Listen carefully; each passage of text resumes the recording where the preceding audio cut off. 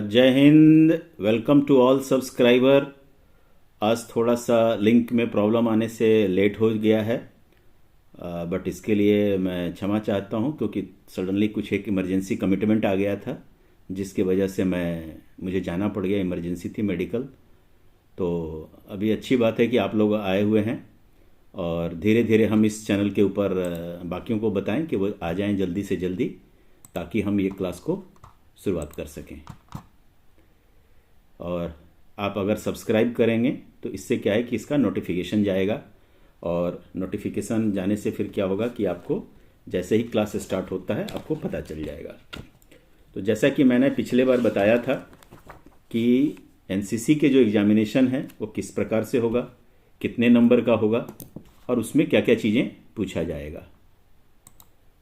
और अभी हमने उसमें से मिसलेनियस पोर्शन का जो था, जिसके अंदर पर्सनालिटी डेवलपमेंट और social service and community development, और उसके बाद लास्ट में हमने थर्ड फेज में जो है हेल्थ एंड हाइजीन पकड़ा था। तो इस तरह से लगभग 60 से 75% तक का जो सिलेबस है वो वहाँ पर हमने कवर कर दिया है। तो अभी जैसा कि मैंने पिछले वीडियो में आपको डिटेल में एक्सप्लेन किया था, बताया था कि इस बार हम एनसीसी पेपर के एक दूसरा हिस्सा जो है, दूसरा सेक्शन है, दूसरा पार्ट है, उसको कवर करेंगे, ताकि ओवरऑल आपको जो है पूरे के पूरे पढ़ाई एक बैलेंस तरीके से हो सके। तो अभी हमने इस बार जो है आपका जो एनसीसी का जो सेकंड पेपर होता है हम उसको स्टार्ट कर रहे हैं। हाँ, हेलो, अच्छी बात है, आप आ गई हैं और बने रहिए इस पे। और आप अभी जो मैं ये एनसीसी का क्लास जो ले रहा हूँ, और धीरे धीरे मैं आपकी जो भी टॉपिक होंगे, जो भी डाउट होगा या जिस चीज़ के बारे में आप जानना चाहते हैं, जिस चीज़ के ऊपर आपको ऑथेंटिकेट और करेक्ट इन्फॉर्मेशन चाहिए, आप इस चैट बॉक्स में डाल सकते हैं। मैं उसके वीडियो बना के आपको कवर करूंगा और आपको उसके मुताबिक आपको समझने में आसानी के लिए मैं वीडियो बना के आपको देता रहूँगा। जय हिंद मीरा, अच्छी बात है कि आप लोग आ गए हैं। शुभम, वेलकम। तो अभी जैसा कि मैंने बताया था कि एनसीसी अभी जो मैं देख रहा था आपके यूट्यूब के ऊपर या जो भी ऑनलाइन आपके लिए जो मटेरियल अवेलेबल है, तो उस मटेरियल में मुझे थोड़ी सी उनकी जो प्रामाणिकता है और उनका जो डेप्थ है वो मुझे उसमें दिक्कत नज़र आया। अभी जैसा कि मैंने बताया कि इस बार हम एक दूसरे सेक्शन को, जो एनसीसी का जो पेपर है वो 4 हिस्सों में बटा हुआ है, तो 4 हिस्सों में से हमने तीसरा हिस्सा जो था मिसलेनियस वो हमने कवर किया हुआ है, और अभी हमने बोला कि इसका दूसरा हिस्सा जो है वो मैं कवर करूँगा। तो आज की लेक्चर में जैसा कि आपने थंबनेल देखा होगा और आपको व्हाट्सएप के थ्रू या जो हमारे दूसरे ग्रुप हैं उनमें मैसेज दिया जा चुका है। वेलकम तन्नू। तो इस बार हम पकड़ने वाले हैं वेपन ट्रेनिंग, जिसको कि हिंदी में हम बोलते हैं हथियार प्रशिक्षण। और ये जो हमारा आज का वीडियो होगा वो आपका प्योर 100% A, B और C सर्टिफिकेट के बेस पे होगा, ताकि आपकी जो तैयारियां हैं वो उसी हिसाब से चले। ठीक है। तो क्योंकि बाकी जगहों में क्या है कि अभी आपके पास वक्त कम है, और अभी अगर आपको मैं बिल्कुल पढ़ाई के हिसाब से नहीं बताऊंगा तो आपको दिक्कत आएगी। तो अभी हम उसी तरह से उसी सब्जेक्ट और उसी सिलेबस को कवर करेंगे जो आपके आने वाले 2023 के एग्जाम में आने वाला है, चाहे वो A सर्टिफिकेट हो, चाहे B सर्टिफिकेट हो, चाहे C सर्टिफिकेट हो। तो आज का जो हमारा कवर होगा, टॉपिक जो कवर होगा वो होगा वेपन ट्रेनिंग, हथियार के प्रशिक्षण के बारे में। इसके अंतर्गत मैं बताऊंगा आगे कि आपको क्या क्या कवर करूंगा, और जितना भी मैं कवर करूंगा तो शुरू के जो हमारा ये वीडियो होगा वो A, B और C तीनों सर्टिफिकेट के लिए कॉमन है, और आखिरी में जो एक्सक्लूसिव B और C के लिए है वो मैं कवर करूंगा। तो आप अगर देखेंगे इस पूरे वीडियो को तो 90% वही जो मैंने पिछली बार बोला था, 90% जो सिलेबस है वो कॉमन है। तो वो आपका A, B और C दोनों के लिए फायदेमंद है, दोनों को उससे नॉलेज मिलेगा, दोनों की तैयारी हो जाएगी। और आखिरी पोर्शन जहां पर B और C के लिए एक्सक्लूसिव होगा वो मैं आपको बता दूंगा। तो वो आपके लिए अगर जो A सर्टिफिकेट वाले हैं वो भी देख सकते हैं, वो उनके लिए बोलते हैं ना M+, क्योंकि वो भी A के बाद B में जाएंगे, C में जाएंगे, तो उनके लिए तैयारी हो जाएगी कि किस तरह से B और C में क्या क्या इन्हांसमेंट आएगा और क्या क्या आएगा। और जैसा कि आपको पता होगा कि जो वेपन ट्रेनिंग है ये A, B और C में अगर आप उसके पैटर्न को देखेंगे और उसके सिलेबस को अगर एनालिसिस करेंगे तो A और B और C में जब जैसे जैसे हम बढ़ते जाएंगे वैसे वैसे सैद्धांतिक थ्योरी पोर्शन कम होता जाएगा, प्रैक्टिकल बढ़ता जाएगा, बट ओवरऑल आपका जो सिलेबस है वो सेम होगा। तो ए वाले के लिए थ्योरेटिकल जो प्रश्न है, सैद्धांतिक प्रश्न है, वो ज़्यादा होंगे, और बी और सी में जो है धीरे धीरे हम प्रैक्टिकल की तरफ बढ़ते जाएंगे। और ये वीडियो में क्या है कि मैं आपको थ्योरी और प्रैक्टिकल दोनों को कवर करूंगा। अगर आप इस वीडियो में जो मैं बताऊंगा अगर उसको ध्यान से समझेंगे तो आपको थ्योरी के एग्जाम में भी फायदा होगा, और जब आपके बटालियन में इसकी फायरिंग होगी .22 राइफल से जब आप फायर करने के लिए रेंज पे जाएंगे, तो जो भी यहाँ पे मैं सिखा रहा हूँ और रेंज पे क्या क्या आपको करना है, कैसे करना है, वो सब चीज़ें इसमें इंक्लूड है। अगर इन दोनों को अगर आप ध्यान में रखेंगे तो आपको ग्राउंड में जब आप फायरिंग के लिए जाएंगे तो एक बेहतर तरीके से आप फायर करेंगे और आपका स्कोर अच्छा होगा, आपका टारगेट हिट होगा। और आपकी जानकारी के लिए बता दूं कि अभी कुछ ही दिनों पहले जो है एक बिहार की अंकिता लड़की थी जिन्होंने ऑल इंडिया लेवल पे फायरिंग में काफ़ी अच्छा नाम कमाया और जिसको बिहार सरकार ने प्राइज़ देके काफ़ी सम्मानित किया है। तो मैं चाहूँगा कि इस पर आप फोकस करें। ये एक आपके एक्स्ट्रा एक्टिविटी कह लें, एक्स्ट्रा टैलेंट के तौर पे है। अगर आपके अंदर वो हुनर है, कला है, तो आप एक बेहतर फायरर बन सकते हैं। तो जो वेपन ट्रेनिंग है उसका अभी हम आपको स्क्रीन शेयर करके अभी डायरेक्ट हम पहुंचते हैं उसके ऊपर, अपने क्वेश्चन आंसर्स के ऊपर। तो अभी मैं स्क्रीन शेयर कर रहा हूं जहां से आप देख सकते हैं।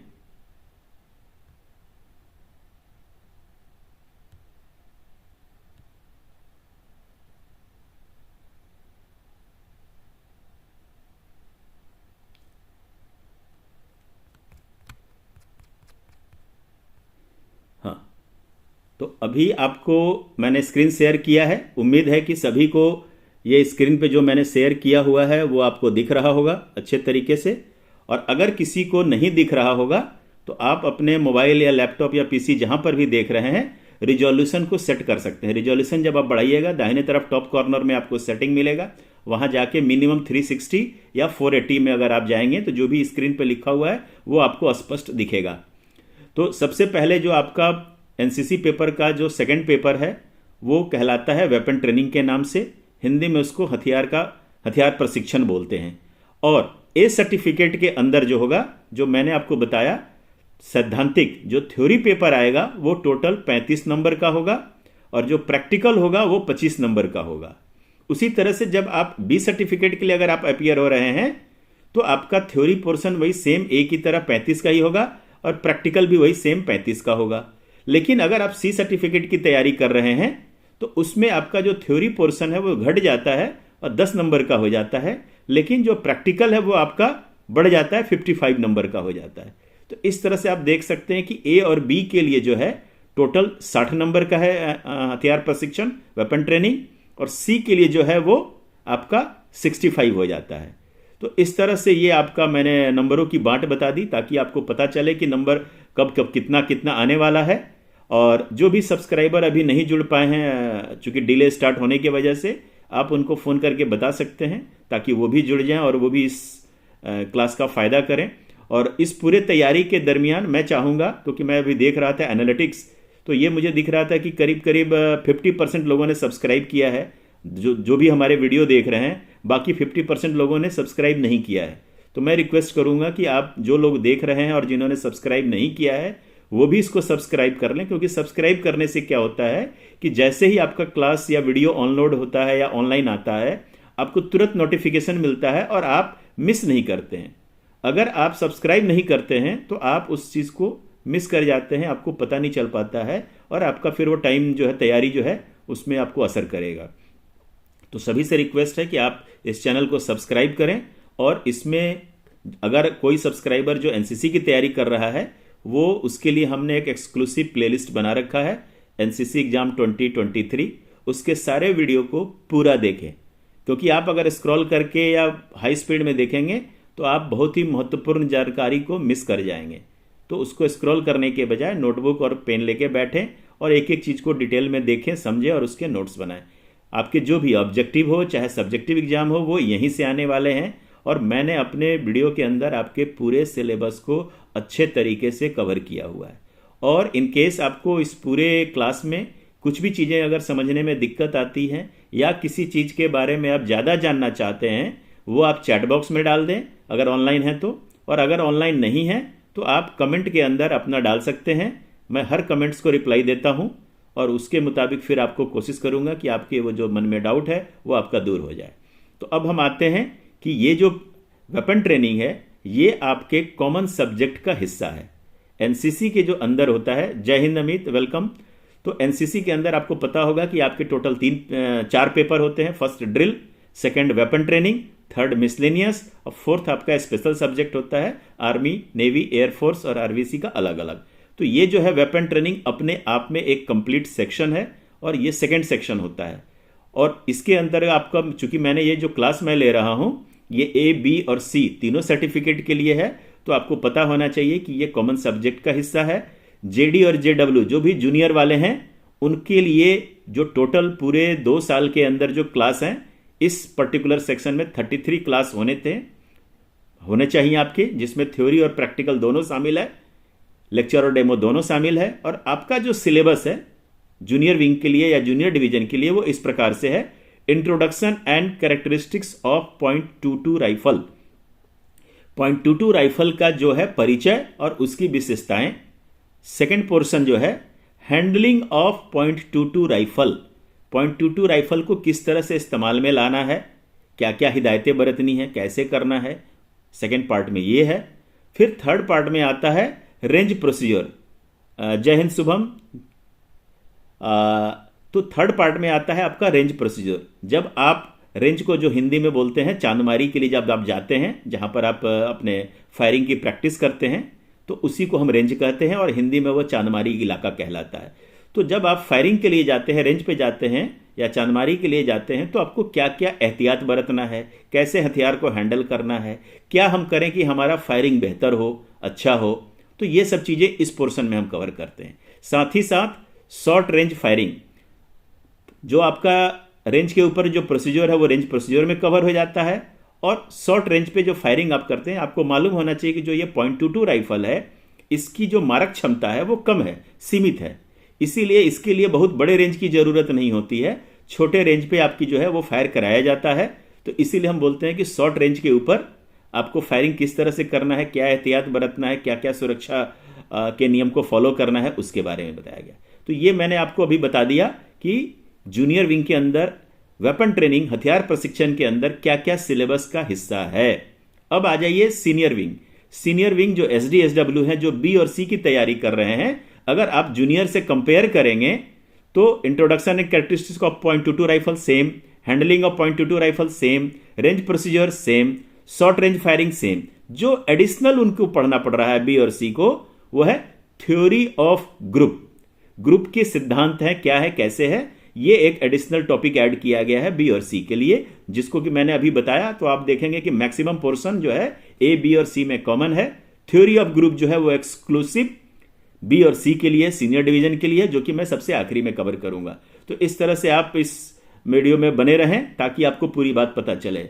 Welcome NCC and army. Sir exam online होगा क्या? एग्जाम ऑनलाइन होगा क्या? अभी तक वैसा कुछ नहीं है। ज़्यादा संभावना है कि एग्ज़ाम ऑनलाइन नहीं होगा, क्योंकि ऑनलाइन एग्ज़ाम के जो तैयारी है वो काफ़ी ज़्यादा करनी पड़ती है। और ऑनलाइन के अंदर क्या होता है कि जो आपकी कैडेट्स हैं उनको आप उतने, हमारे पास इंफ्रास्ट्रक्चर नहीं है कि हम, अब मान लीजिए कि तकरीबन आप देखेंगे कि आपके बी और सी सर्टिफिकेट में जो कैडेट्स होते हैं, वो बी का एग्ज़ाम आपको मालूम है कि ग्रुप लेवल पे है और सी का एग्ज़ाम डायरेक्टरेट लेवल पे है। तो डायरेक्टरेट लेवल पे अगर हम सेंटर भी बनाते हैं तो कम से कम आप मान के चलो कि 500 से 1000 की कैडेट की स्ट्रेंथ हो जाती है। तो किसी भी एनसीसी बटालियन के पास 500 से 1000 कंप्यूटर नहीं है, तो उनके पास वैसे संसाधन नहीं है जिनसे वो ऑनलाइन एग्जाम ले सके।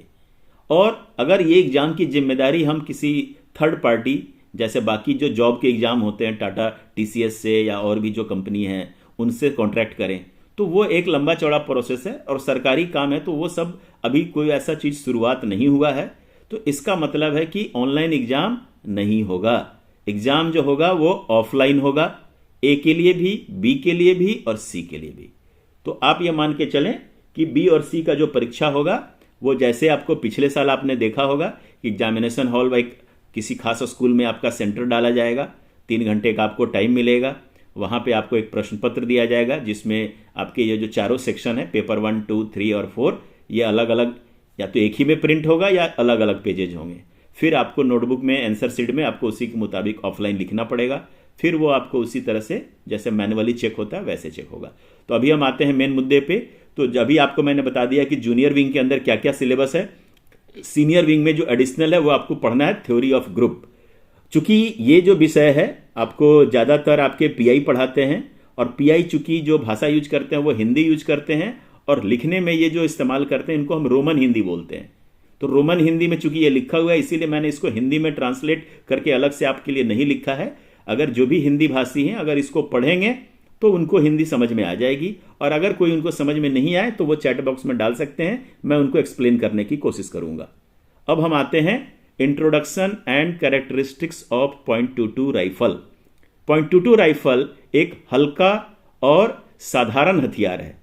ये चूंकि बच्चों को यहाँ पे फायरिंग की प्रैक्टिस कराई जाती है तो इसीलिए उनको भारी और ज़्यादा दूर तक मार करने वाले जो हथियार है वो उनको नहीं दिया जाता है, क्योंकि जैसे आपका हथियार का साइज और उसका मारक क्षमता बढ़ता जाएगा वैसे वैसे सुरक्षा का जो है ना एहतियात जो है वो भी बढ़ता जाता है। तो चूंकि छोटे बच्चे हैं मिस्टेक होने के ज़्यादा चांसेस रहते हैं, तो इसीलिए उनको हम .22 के ऊपर ही पढ़ाते हैं, बताते हैं। तो इसीलिए यहाँ पे लिखा हुआ है कि जो .22 राइफल है वो एक हल्का और सबसे बेसिक बुनियादी हथियार है। आमतौर पे इस हथियार का इस्तेमाल एनसीसी कैडेट को फायरिंग में होने वाले घबराहट को दूर करने के लिए इस्तेमाल करते हैं। इससे क्या होता है कि आपके मन में जो एक घबराहट होती है कि मैं हथियार फायर करूंगा, पता नहीं कैसा होगा, झटका कैसा मारेगा, ऊपर तो नहीं जंप कर जाएगा, आंखें तो नहीं बंद हो जाएंगी, तो इन सब की आपके मन के अंदर के जो भय हैं उनको दूर करने के लिए आपको .22 से आपको वाकफियत कराई जाती है और आपको सिखाया जाता है और आपको इसी से फायरिंग कराया जाता है। इसीलिए जरूरी है कि सारे हथियार का इस्तेमाल करने से पहले उसके बारे में जानकारी होनी चाहिए ताकि आप उसका सही इस्तेमाल कर सकें। तो ये आपका हो गया इंट्रोडक्शन आपका .22 राइफल का। अब हम आते हैं उसकी विशेषताएं, कैरेक्टरिस्टिक्स क्या हैं।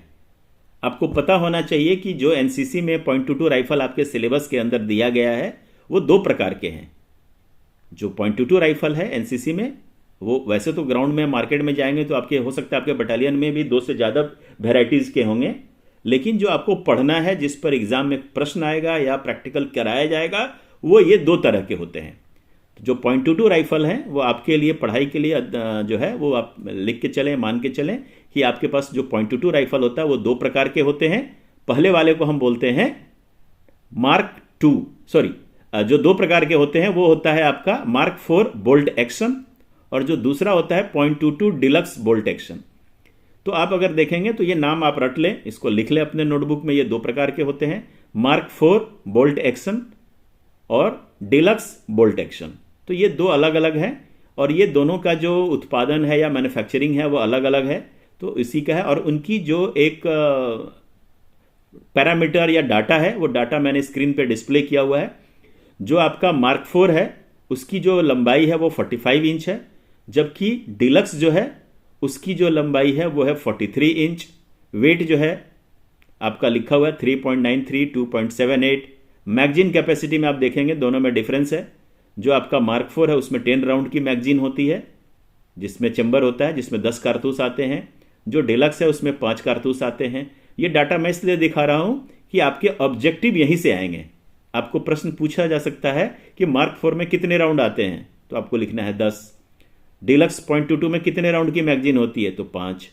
तो इसीलिए मैं ये डाटा दिखा रहा हूं। ऑब्जेक्टिव क्वेश्चन आपके यहीं से बनेंगे।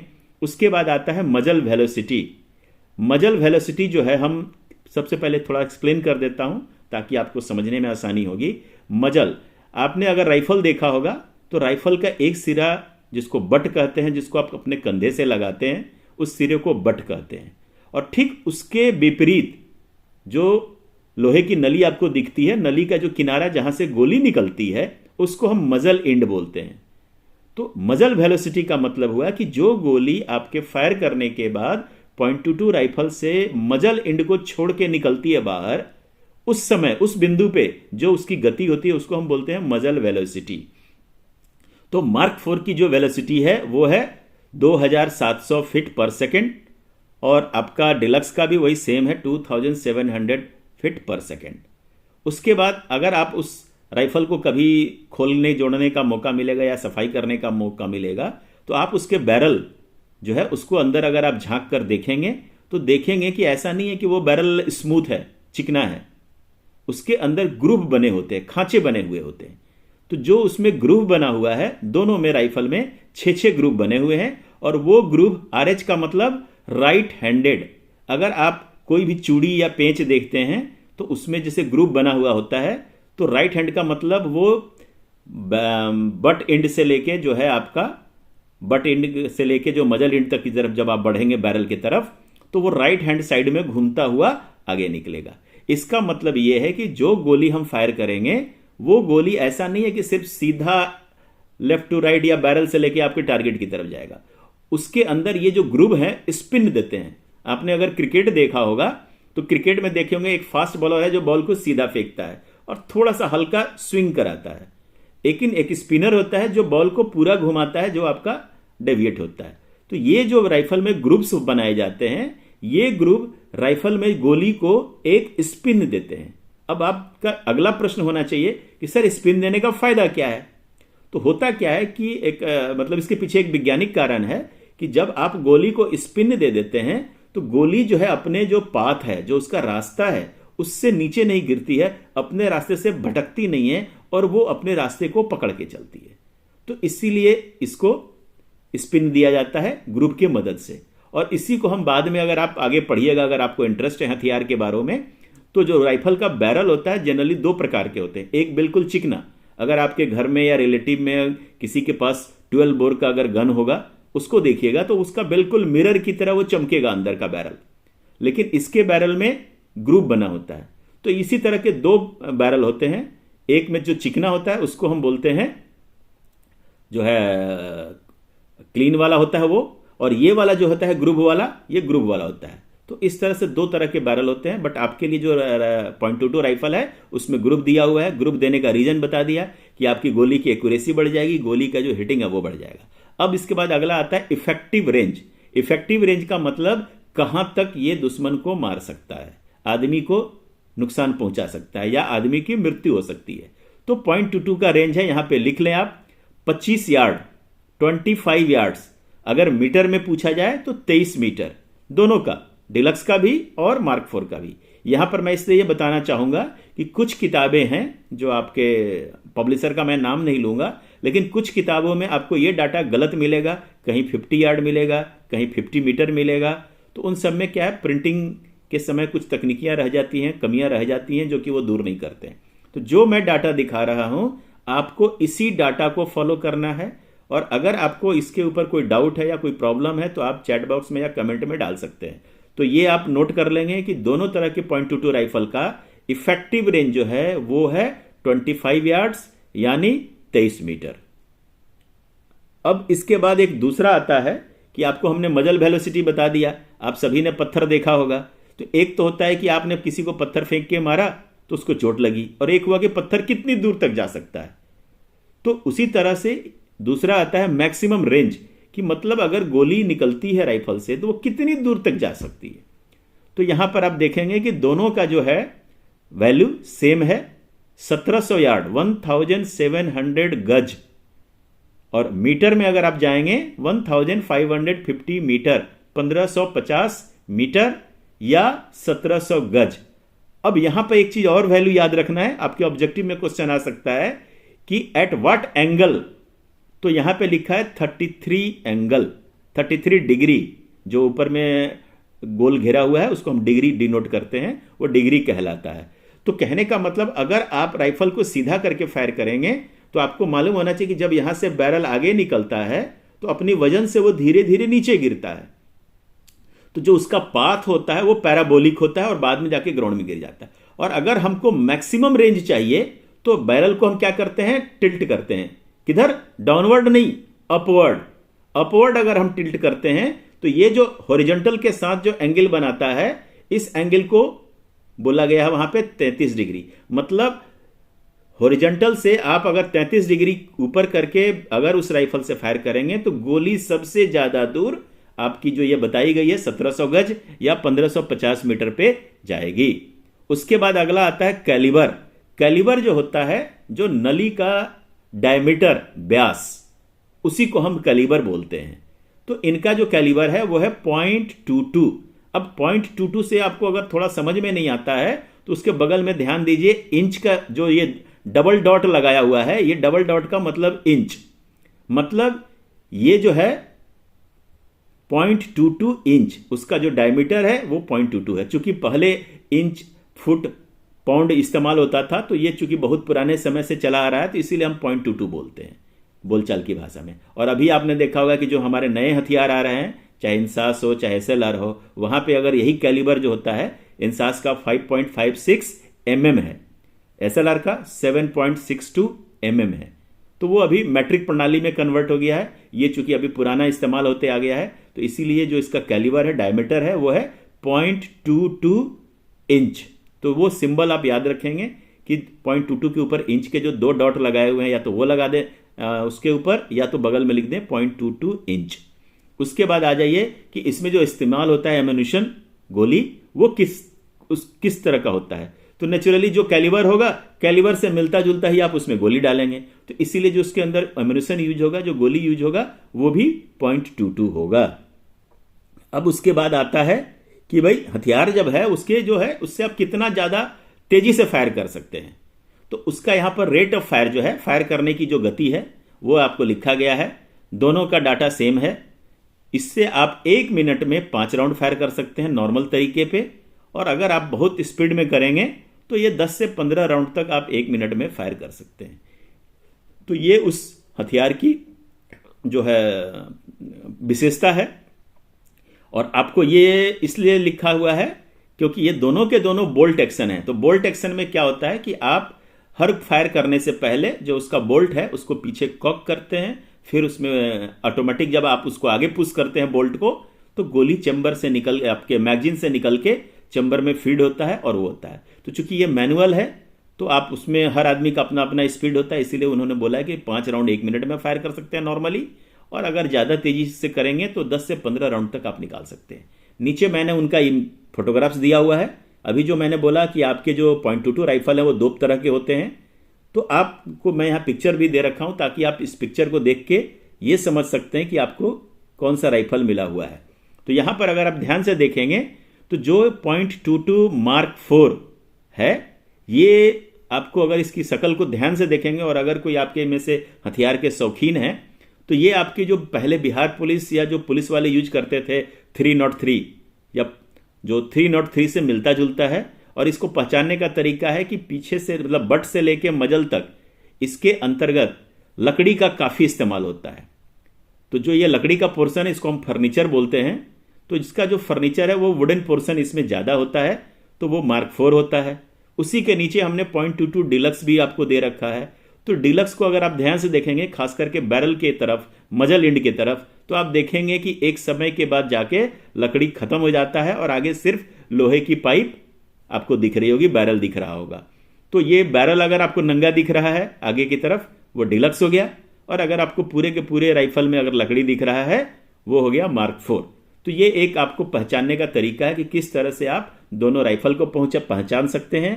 और ये आपके राइफल के जो मैंने बोले विशेषता, तो इसमें आप ये ध्यान देना कि किस किस में अलग अलग है। जैसे मैगजीन कैपेसिटी अलग है, बट वेलोसिटी सेम है, ग्रुप सेम है, रेंज सेम है, मैक्सिमम रेंज सेम है, कैलिबर सेम है, राउंड का जो फायरिंग है नॉर्मल और रैपिड वो भी सेम है। तो ऑब्जेक्टिव आपके इसी में से एक क्वेश्चन तो पक्का आपका जो है इस प्रैक्टिस वाले जो अपने डाटा दिया हुआ है, इस डाटा से 1 या 2 क्वेश्चन आपके आ जाएंगे ऑब्जेक्टिव। आपको फोटो भी दिखा दिया ताकि आपको समझने में आसानी होगी। कल को अगर आप प्रैक्टिकल कर रहे हैं तो प्रैक्टिकल में दोनों राइफल रख देंगे और बताएंगे कौन सा राइफल कौन है, आप आइडेंटिफाई करें। तो अगर आपने इसको देख रखा है, समझ रखा है, तो आप इसमें आसानी से पहचान सकते हैं। अब आ जाइए, जो इसके अंदर गोली यूज होता है, एम्यूनिशन जिसको बोलते हैं, वो क्या होता है, किस तरह का हो सकता है। तो यहां पर आप देखेंगे कि एक लेफ्ट साइड में मैंने एक गोली का जो है बिल्कुल पिक्चर लगा रखा है, तो उसके बगल में जो है एक ड्राइंग लगी हुई है। अगर उस ड्राइंग को आप ध्यान से देखेंगे तो वहां पे 2 तरह की गोली होती है एम्यूनिशन 0.22 की। एक को बोलते हैं रिमलेस और एक को बोलते हैं रिम्ड। तो इस तरह से 2 कारतूस होते हैं। इन दोनों कारतूस में कोई ज्यादा फर्क नहीं होता है, लेकिन अगर आप कारतूस के या गोली के पीछे वाला हिस्सा जो होता है, जिसको कि आप टोपी बोलते हो बोलचाल की भाषा में, आप अगर टोपी को ध्यान से देखेंगे तो रिम्ड और रिमलेस में थोड़ा सा एक ग्रूव का फर्क होता है। तो ग्रूव के फर्क से होता है क्या है कि जो आपकी गोली चेंबर में जब जाती है और दोबारा जब आप बोल्ट एक्शन से खींचते हैं, तो जो खींच के गोली का जो पिछला हिस्सा है कार्ट्रिज का, जो स्पेंट करने के बाद जो उसका बचता है, जिसको ब्रास का जो होता है, उसको जो खींचने का तरीका है, दोनों का थोड़ा सा फर्क होता है। ग्रूव वाले का अलग होता है, बिना ग्रूव वाले को अलग बोलते हैं। तो जिसमें ग्रूव कटा हो गया वो हो गया रिमलेस, और जिसमें ग्रूव नहीं कटा है उसको हम बोलते हैं रिम्ड। तो रिम्ड और रिमलेस कारतूस का क्या फर्क है ये आप देख सकते हैं। आपके लिए मैं इसको थोड़ा जूम कर देता हूं ताकि आप उस पिक्चर को आसानी से देख लेंगे। तो अभी आप देख रहे हैं कि इन दोनों में डिफरेंस, रिमलेस वो है जिसमें थोड़ा सा पीछे टोपी के पास जो गड्ढा दिख रहा है वो हो गया रिमलेस, और जो बिल्कुल सिलेंड्रिकल है बिना किसी ग्रूव का वो हो गया रिम्ड कार्ट्रिज। तो अब इसीलिए मैंने जूम किया ताकि आप इस पिक्चर को देख के समझ सकें। अब हम आते हैं दोबारा कि इस तरह के कारतूसों में क्या फर्क होता है या उस कारतूस की क्या विशेषता है गोली की। तो जो दोनों कारतूस होते हैं, दोनों की आपकी जो लंबाई है सेम होती है 10 mm, और उनका जो बुलेट आगे का पोर्शन है वो 10 mm का होता है, और अगर पीछे और आगे दोनों का अगर हिस्सा जोड़ दिया जाए तो आपका जो है वो 15 mm पूरी लंबाई हो जाती है विथ केस।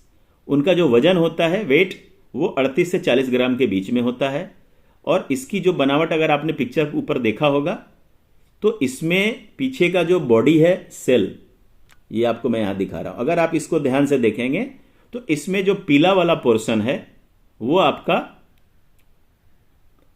कॉपर से बना होता है या पीतल का हो सकता है, और आगे का पोर्शन जो ब्लैक दिख रहा है वो लेड का होता है। तो इस तरह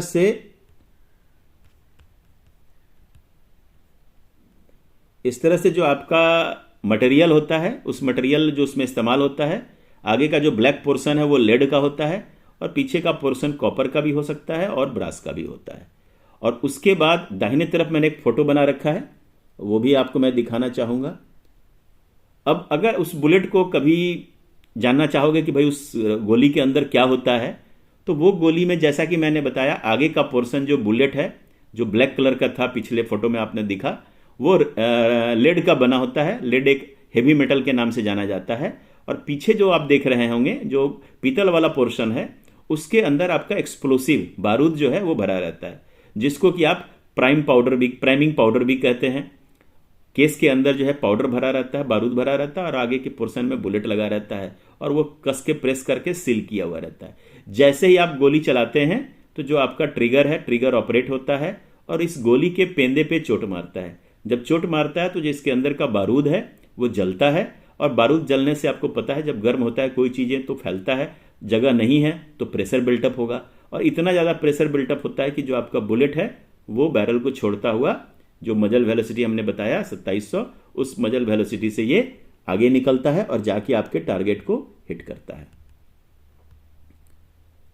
अब आ जाइए हर कैडेट को कितना एम्यूनिशन ऑथराइज है। ये इसलिए मैं बता रहा हूं कि आपको पता होना चाहिए कितने राउंड आपके ऊपर हैं, ताकि आप उस राउंड का पूरा सदुपयोग कर सकें। तो एक कैडेट को एक साल में ट्रेनिंग के लिए टोटल 12 राउंड जो है आपको ऑथराइज है फायरिंग के लिए। तो अभी आपको मैंने बोला ए और बी में आपके 2 साल हो गए, तो आपको तकरीबन 24 राउंड मिल गए। सी जो है उनको 12 राउंड मिल गया।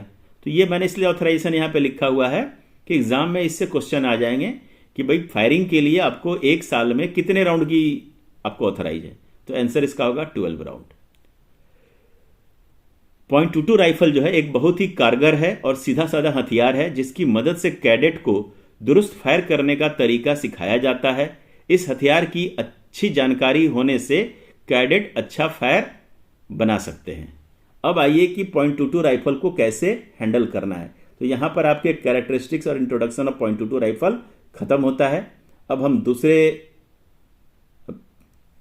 पोर्शन में शिफ्ट हो रहे हैं, हैंडलिंग ऑफ .22 राइफल। ये मैं आपको इसलिए इतने डिटेल में बता रहा हूं कि आपको DGNCC ऐप के अंदर भी इसका डिटेल मैंने देखा नहीं था, तो मैंने सोचा कि चलो मैं इस वीडियो बना के और उसमें अच्छे से पिक्चर लगा के आपको समझाऊं, ताकि आपको बिल्कुल वीडियो की जरूरत ना पड़े। आपका थ्योरी पोर्शन भी कंप्लीट हो जाए, आपके ऑब्जेक्टिव क्वेश्चन भी कंप्लीट हो जाए, और आपको जब आप प्रैक्टिकल करेंगे, फायरिंग करेंगे, एग्जाम देंगे तो आपको कोई दिक्कत ना हो। अब आते हैं हम सेकेंड फेज में, हैंडलिंग ऑफ .22 राइफल। .22 राइफल जो है ये हमारे भारत में जब आया था शुरू में, तो ये यूगोस्लाविया देश का था। यूगोस्लाविया जो है ये यूरोप का एक देश था, जो किसी जमाने में जो यूएसएसआर होता था उसके उसी ग्रुप का था, लेकिन अभी धीरे धीरे पूरी वास्तविकता बदल गई और अभी ये एक अलग देश हो गया है। तो ये जो हमारे देश में जो ये .22 राइफल आया था, ये सबसे पहले यूगोस्लाविया देश से आया हुआ था, वहाँ का बना हुआ हथियार हमारे पास आया था। तो जो आपने अभी फोटो मैंने दिखाया, जिसमें लकड़ी का फर्नीचर पोर्शन पूरा शुरू से लेकर आखिरी तक था, वही आपका पुराना वाला राइफल है। और जो दूसरा राइफल था जिसके अंदर बैरल आपका खाली दिख रहा था, ये नया राइफल है जो हमारी ऑर्डिनेंस फैक्ट्री भारत में खुद बनाती है। लेकिन जो आपको दोनों हथियार पढ़ने हैं, तो आपके पास जो हथियार पुराना वाला है वो यूगोस्लाविया देश का बना हुआ है और उसी से हमारे पास आया हुआ है और अभी तक एनसीसी में वो चल रहा है। ये हथियार के अंदर आप अगर देखेंगे तो लगभग 25% लोहा और 75% लकड़ी का बना हुआ है। इसीलिए आपने देखा होगा कि जो पुराना वाला मॉडल था उसमें शुरू से लेकर आखिरी तक लकड़ी था। तो 75% इसमें वुडन फर्नीचर है और 25% जो है वो आयरन का बना हुआ है। इस हथियार के इस्तेमाल एनसीसी कैडेट को ट्रेनिंग देने के लिए किया जाता है। इसलिए जरूरी है कि सभी एनसीसी कैडेट को इस राइफल का खोलना, जोड़ना, साइट लगाना और सफाई करने का तरीका मालूम होना चाहिए। तो अब हम आगे करके जो खोलना, जोड़ना, साइट लगाना और सफाई कैसे करना है, अब हम वो देखते हैं। अगर आप इस पिक्चर को देखेंगे तो दाहिने तरफ एक जो है एनसीसी कैडेट है जो हथियार को खोलना, जोड़ना और सफाई करने का तैयारी कर रहा है। तो किस तरह से करते हैं वो आपको दिखाया गया है कि राइफल को कैसे उसने नीलिंग पोजीशन में बैठा हुआ है, किस तरह से उसने राइफल को अपने घुटने के ऊपर रखा हुआ है, किस तरह से बैरल का जो किनारा है वो नीचे की तरफ है, किसी की तरफ उसका मुख नहीं है, मुंह नहीं है। तो अब आइए आपको कैसे करना है उसका खोलना जोड़ना, ये आपको मैं बताता हूं। सबसे पहले आता है राइफल को खोलना। राइफल को खोलने की ये जो मैं पोर्शन बता रहा हूं, यहां से आपके प्रश्न तो ज्यादा नहीं आएंगे, कम आएंगे, लेकिन यह प्रैक्टिकल में आपको काम आएगा। राइफल को खोलने की तरतीब में सबसे पहले बैनेट, फिर स्लिंग, जो आपके राइफल के आगे जो एक चाकू लगा होता है उसको हम बैनेट बोलते हैं। तो सबसे पहले हम बैनेट हटाते हैं, फिर स्लिंग। आपने देखा होगा कि राइफल के अंदर 2 रिंग बने हुए हैं जिसके अंदर हम स्लिंग लगा के कंधे पर टांगते हैं। तो उसके बाद हम पहले स्लिंग खोलते हैं, फिर उसके बाद बोल्ट उसका निकालते हैं, फिर उसके बाद नीचे का जो मैगजीन है, केस कलेक्टर जो है वो हम निकालते हैं। तो इस तरह से हम इस सीक्वेंस में उसको खोलते हैं। स्लिंग को उतारने और रोल करके हम ग्राउंड पे रखते हैं। सेफ्टी कैच की पोजीशन हमेशा एस पे करेंगे। ये एक इंपॉर्टेंट क्वेश्चन है, ये आपके परीक्षा में भी आ सकता है, ऑब्जेक्टिव में भी आ सकता है कि जब कभी आप हथियार को खोलते या जोड़ते हैं उस समय सेफ्टी कैच की पोजीशन किस पे होती है। एस मतलब सेफ, यहां पर आप देखेंगे एस होगा, आर होगा। तो आर का मतलब है कि वो फायरिंग पोजीशन में है, एस का मतलब सेफ पोजीशन पे है। तो जब कभी आप हथियार खोलेंगे तो यह सुनिश्चित करना है कि जो आपका सेफ्टी कैच है वो एस पोजीशन पे होगा, मतलब सेफ पोजीशन पे होगा। फिर करते क्या है कि आप बोल्ट लीवर को ऊपर करके फिर उसको उठाते हुए बोल्ट को पीछे खींचते हैं, पीछे की तरफ खींचते हैं और राइफल से उसको अलग करते हैं। और आखिर में आप केस कलेक्टर कैच को दबा के केस कलेक्टर को भी अलग करते हैं, ताकि आपको ये सारे सामान जो भी उससे निकालते हैं उसको जमीन पे वैसे साफ जगह पे रखते हैं ताकि इसमें डस्ट, धूल, बालू ना लगे। अब इसके बाद आता है जोड़ना, कि राइफल को हम कैसे जोड़ेंगे। यकीन करें सेफ्टी कैच की पोजीशन आर पे है, ये बहुत जरूरी है, क्योंकि मेरा तजुर्बा है, जो मैंने देखा है कि अक्सर हाँ बच्चे गलती करते हैं, सेफ्टी कैच एस पे ही रहता है और ये जोड़ने की कोशिश करते हैं तो उनसे फिर वो बोल्ट आगे जाता ही नहीं है और राइफल लॉक नहीं होता है। तो जोड़ने की जो प्रक्रिया है वो आप सबसे पहले, उसमें पहला जो स्टेज है कि सेफ्टी कैच की पोजीशन आर पे है, ये सुनिश्चित करें। तो यहां से एक क्वेश्चन आएगा, देखिए दोनों में डिफरेंस समझिए। खोलते समय सेफ्टी कैच एस पे होगा, लेकिन जोड़ते समय आपका सेफ्टी कैच आर पे होगा। आदित्य, जय हिंद, वेलकम।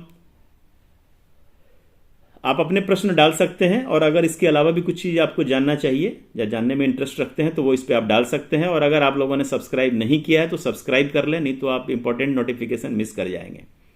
तो यहाँ पे मैंने आपको बताया कि क्वेश्चन कैसे बनेगा। खोलते समय आपका सेफ्टी कैच एस पे होना चाहिए, लेकिन उससे फर्क भिन्न, जोड़ते समय आपका सेफ्टी कैच की पोजीशन आर पे होना चाहिए। बोल्ट को उठाएं, सबसे पहले आप बोल्ट उठाएंगे, बोल्ट हेड को टाइट करें, उसके बाद बोल्ट को जो गाइड है बैरल के ऊपर बना हुआ खांचा उस पर डालें और साथ मिलाते हुए उसको आगे बढ़ाएं और फिट करें।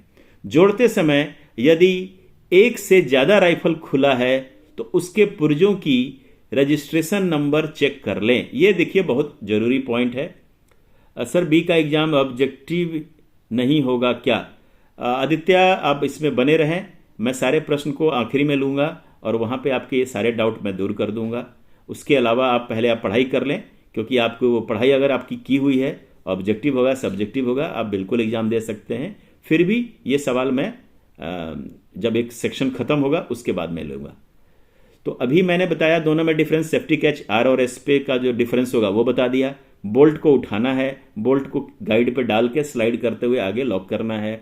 और एक से ज़्यादा राइफल हो तो उनके रजिस्ट्रेशन नंबर, बोल्ट के ऊपर भी नंबर होता है और राइफल के बॉडी के ऊपर भी नंबर होता है, तो नंबरों का मिलान बहुत जरूरी है।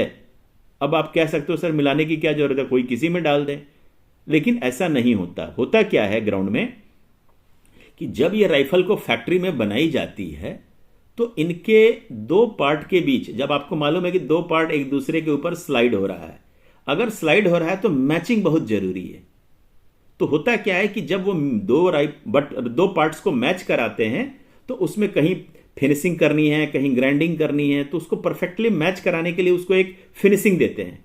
अब वो फिनिशिंग आपने अगर किसी दूसरे से मिच मैच कर दिया तो वो मैच नहीं करेगा, तो फिर आपका राइफल जुड़ेगा नहीं।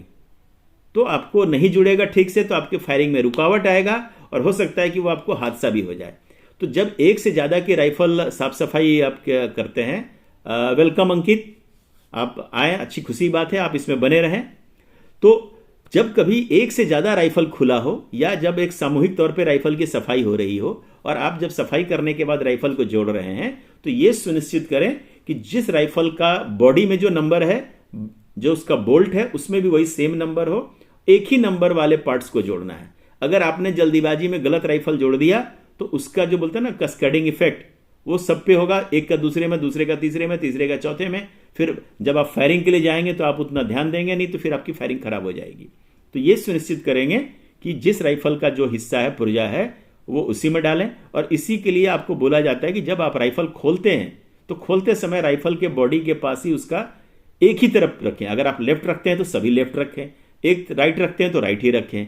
तो इस तरह से क्या है कि मिस्टेक होने के चांसेस कम होते हैं। जब आपने बोल्ट करके आगे लगा दिया तब आप उसको जो है ट्रिगर दबाते हैं, तो ट्रिगर बजने के बाद आपका जोड़ने की कार्रवाई पूरी हो जाती है। और उसके बाद आखिरी में सेफ्टी कैच को एस पे करके केस कलेक्टर जो है उसमें एक खांचा बना हुआ होता है, उसको उसमें रखते हुए प्रेस करेंगे तो वो क्लिक साउंड के साथ वो उसमें फिट हो जाता है। फिर वापस स्लिंग लगाते हैं, फिर बैनेट आखिरी में लगा के राइफल को रख देते हैं। तो इस तरह से मैंने आपको भी खोलना और जोड़ना दोनों बता दिया। अब आ जाइए साइट सेटिंग।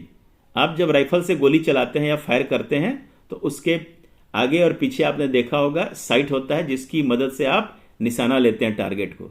तो साइट सेट करने के लिए आपके पास जो होता है अंगूठे से आप एक स्प्रिंग वाला जो एक्शन होता है उसको आप दबा के उसको आगे पीछे करके सेट करते हैं और देखते हैं कि हम किस रेंज पे फायर करते हैं, उसी के मुताबिक आप रेंज लगाते हैं। तो साइट की सेटिंग जो होती है, स्प्रिंग लोडेड एक स्लाइडर होता है, उस स्लाइडर को खिसका के आप उसको सेट करते हैं कि आपको 100 मीटर पे लगा फायर करना है, 200 मीटर पे करना है, 300 पे करना है कि किस पे करना है।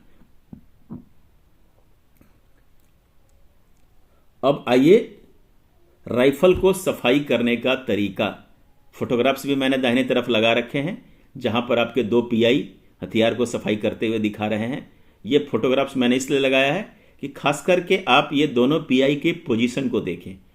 एक पीआई जिसने राइफल पकड़ रखा है, राइफल का बैरल जो है जमीन की तरफ है, उस एंगल पे पकड़ा हुआ है, वो एंगल भी ध्यान में रखे। साथ ही साथ उसने अपना एक पैर आगे एक पैर पीछे रखा हुआ है।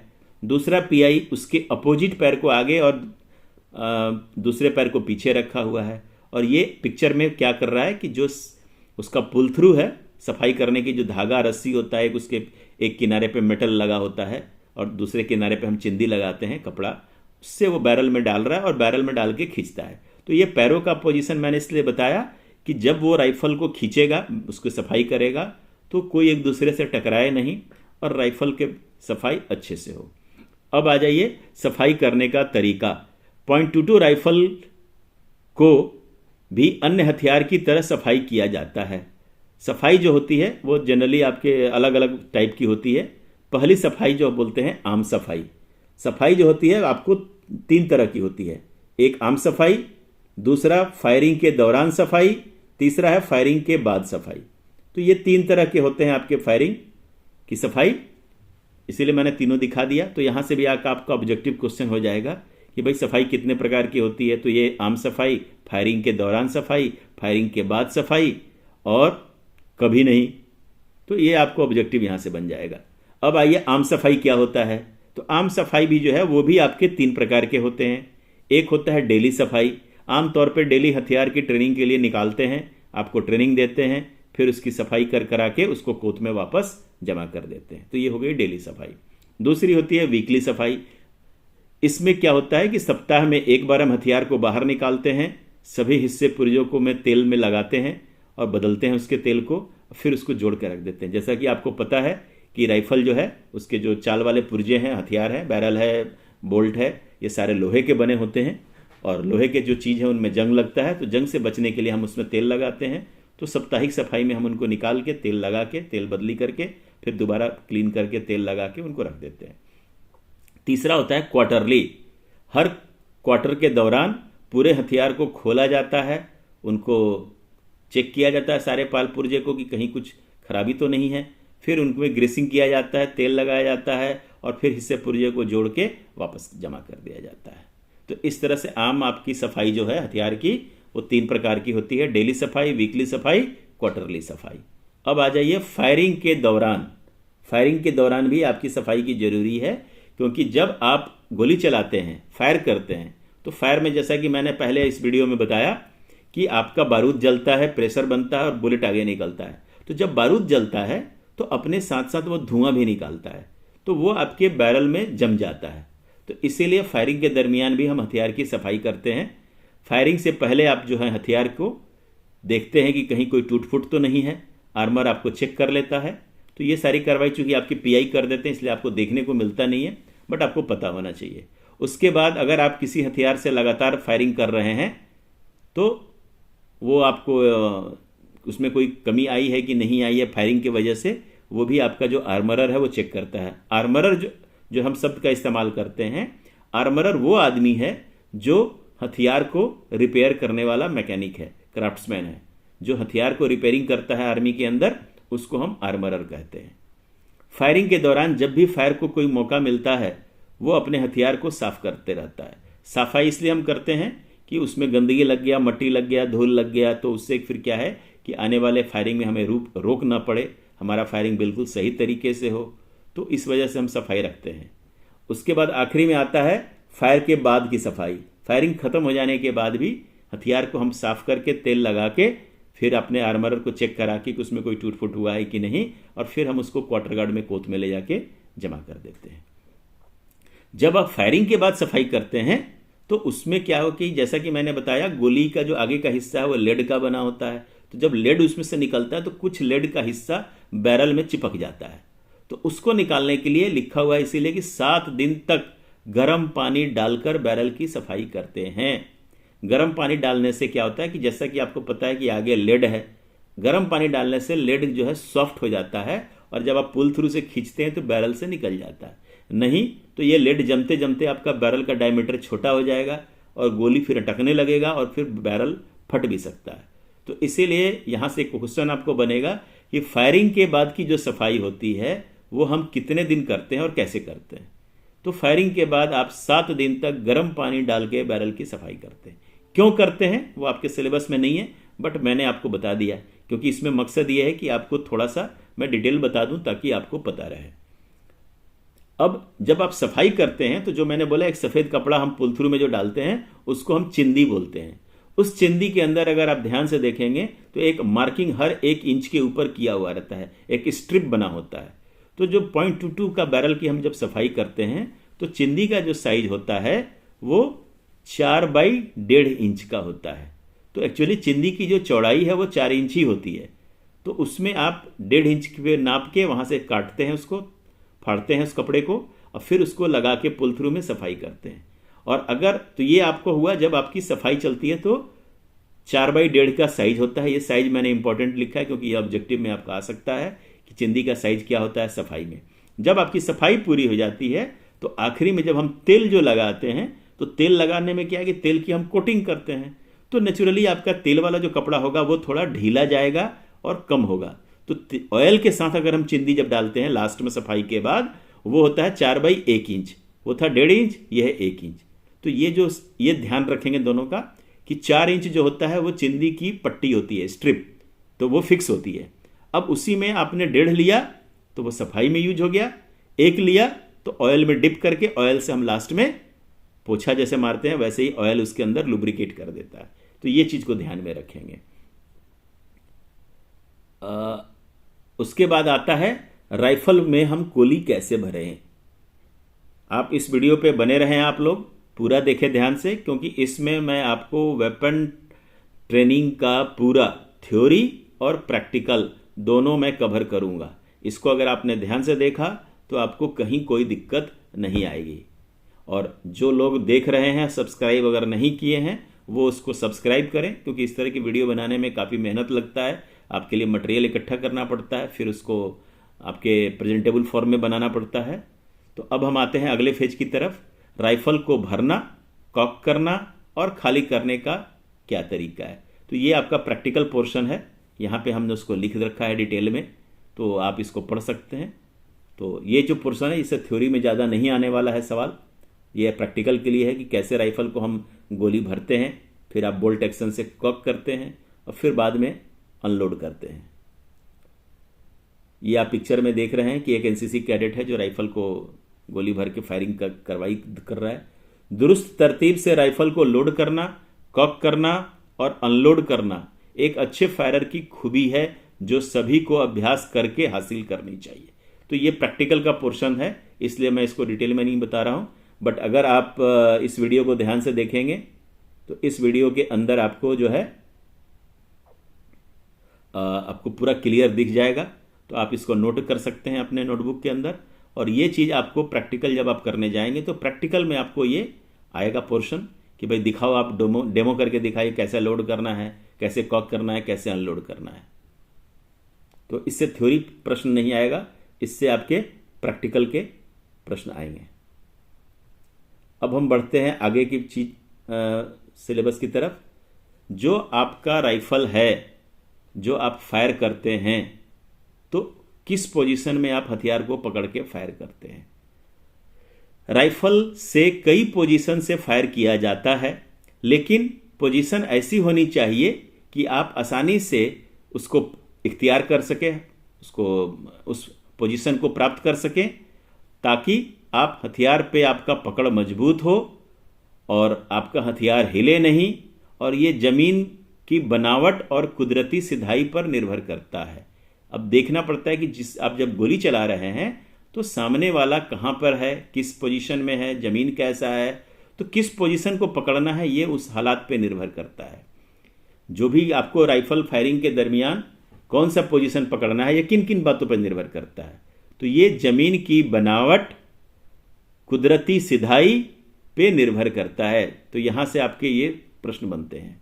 इसीलिए हर एक कैडेट को कुदरती सिधाई कैसे हासिल करना है इसका तरीका पता होना चाहिए। और यह तभी संभव हो सकता है जब एक कैडेट अपनी वेपन ट्रेनिंग, जो प्रैक्टिकल क्लास चल रहा है, स्क्वाड पोस्ट की जो ट्रेनिंग चल रहा है, उसको अच्छे से ध्यान देता है और उसको जो उस्ताद सिखाते हैं उस सबक को सीखता है।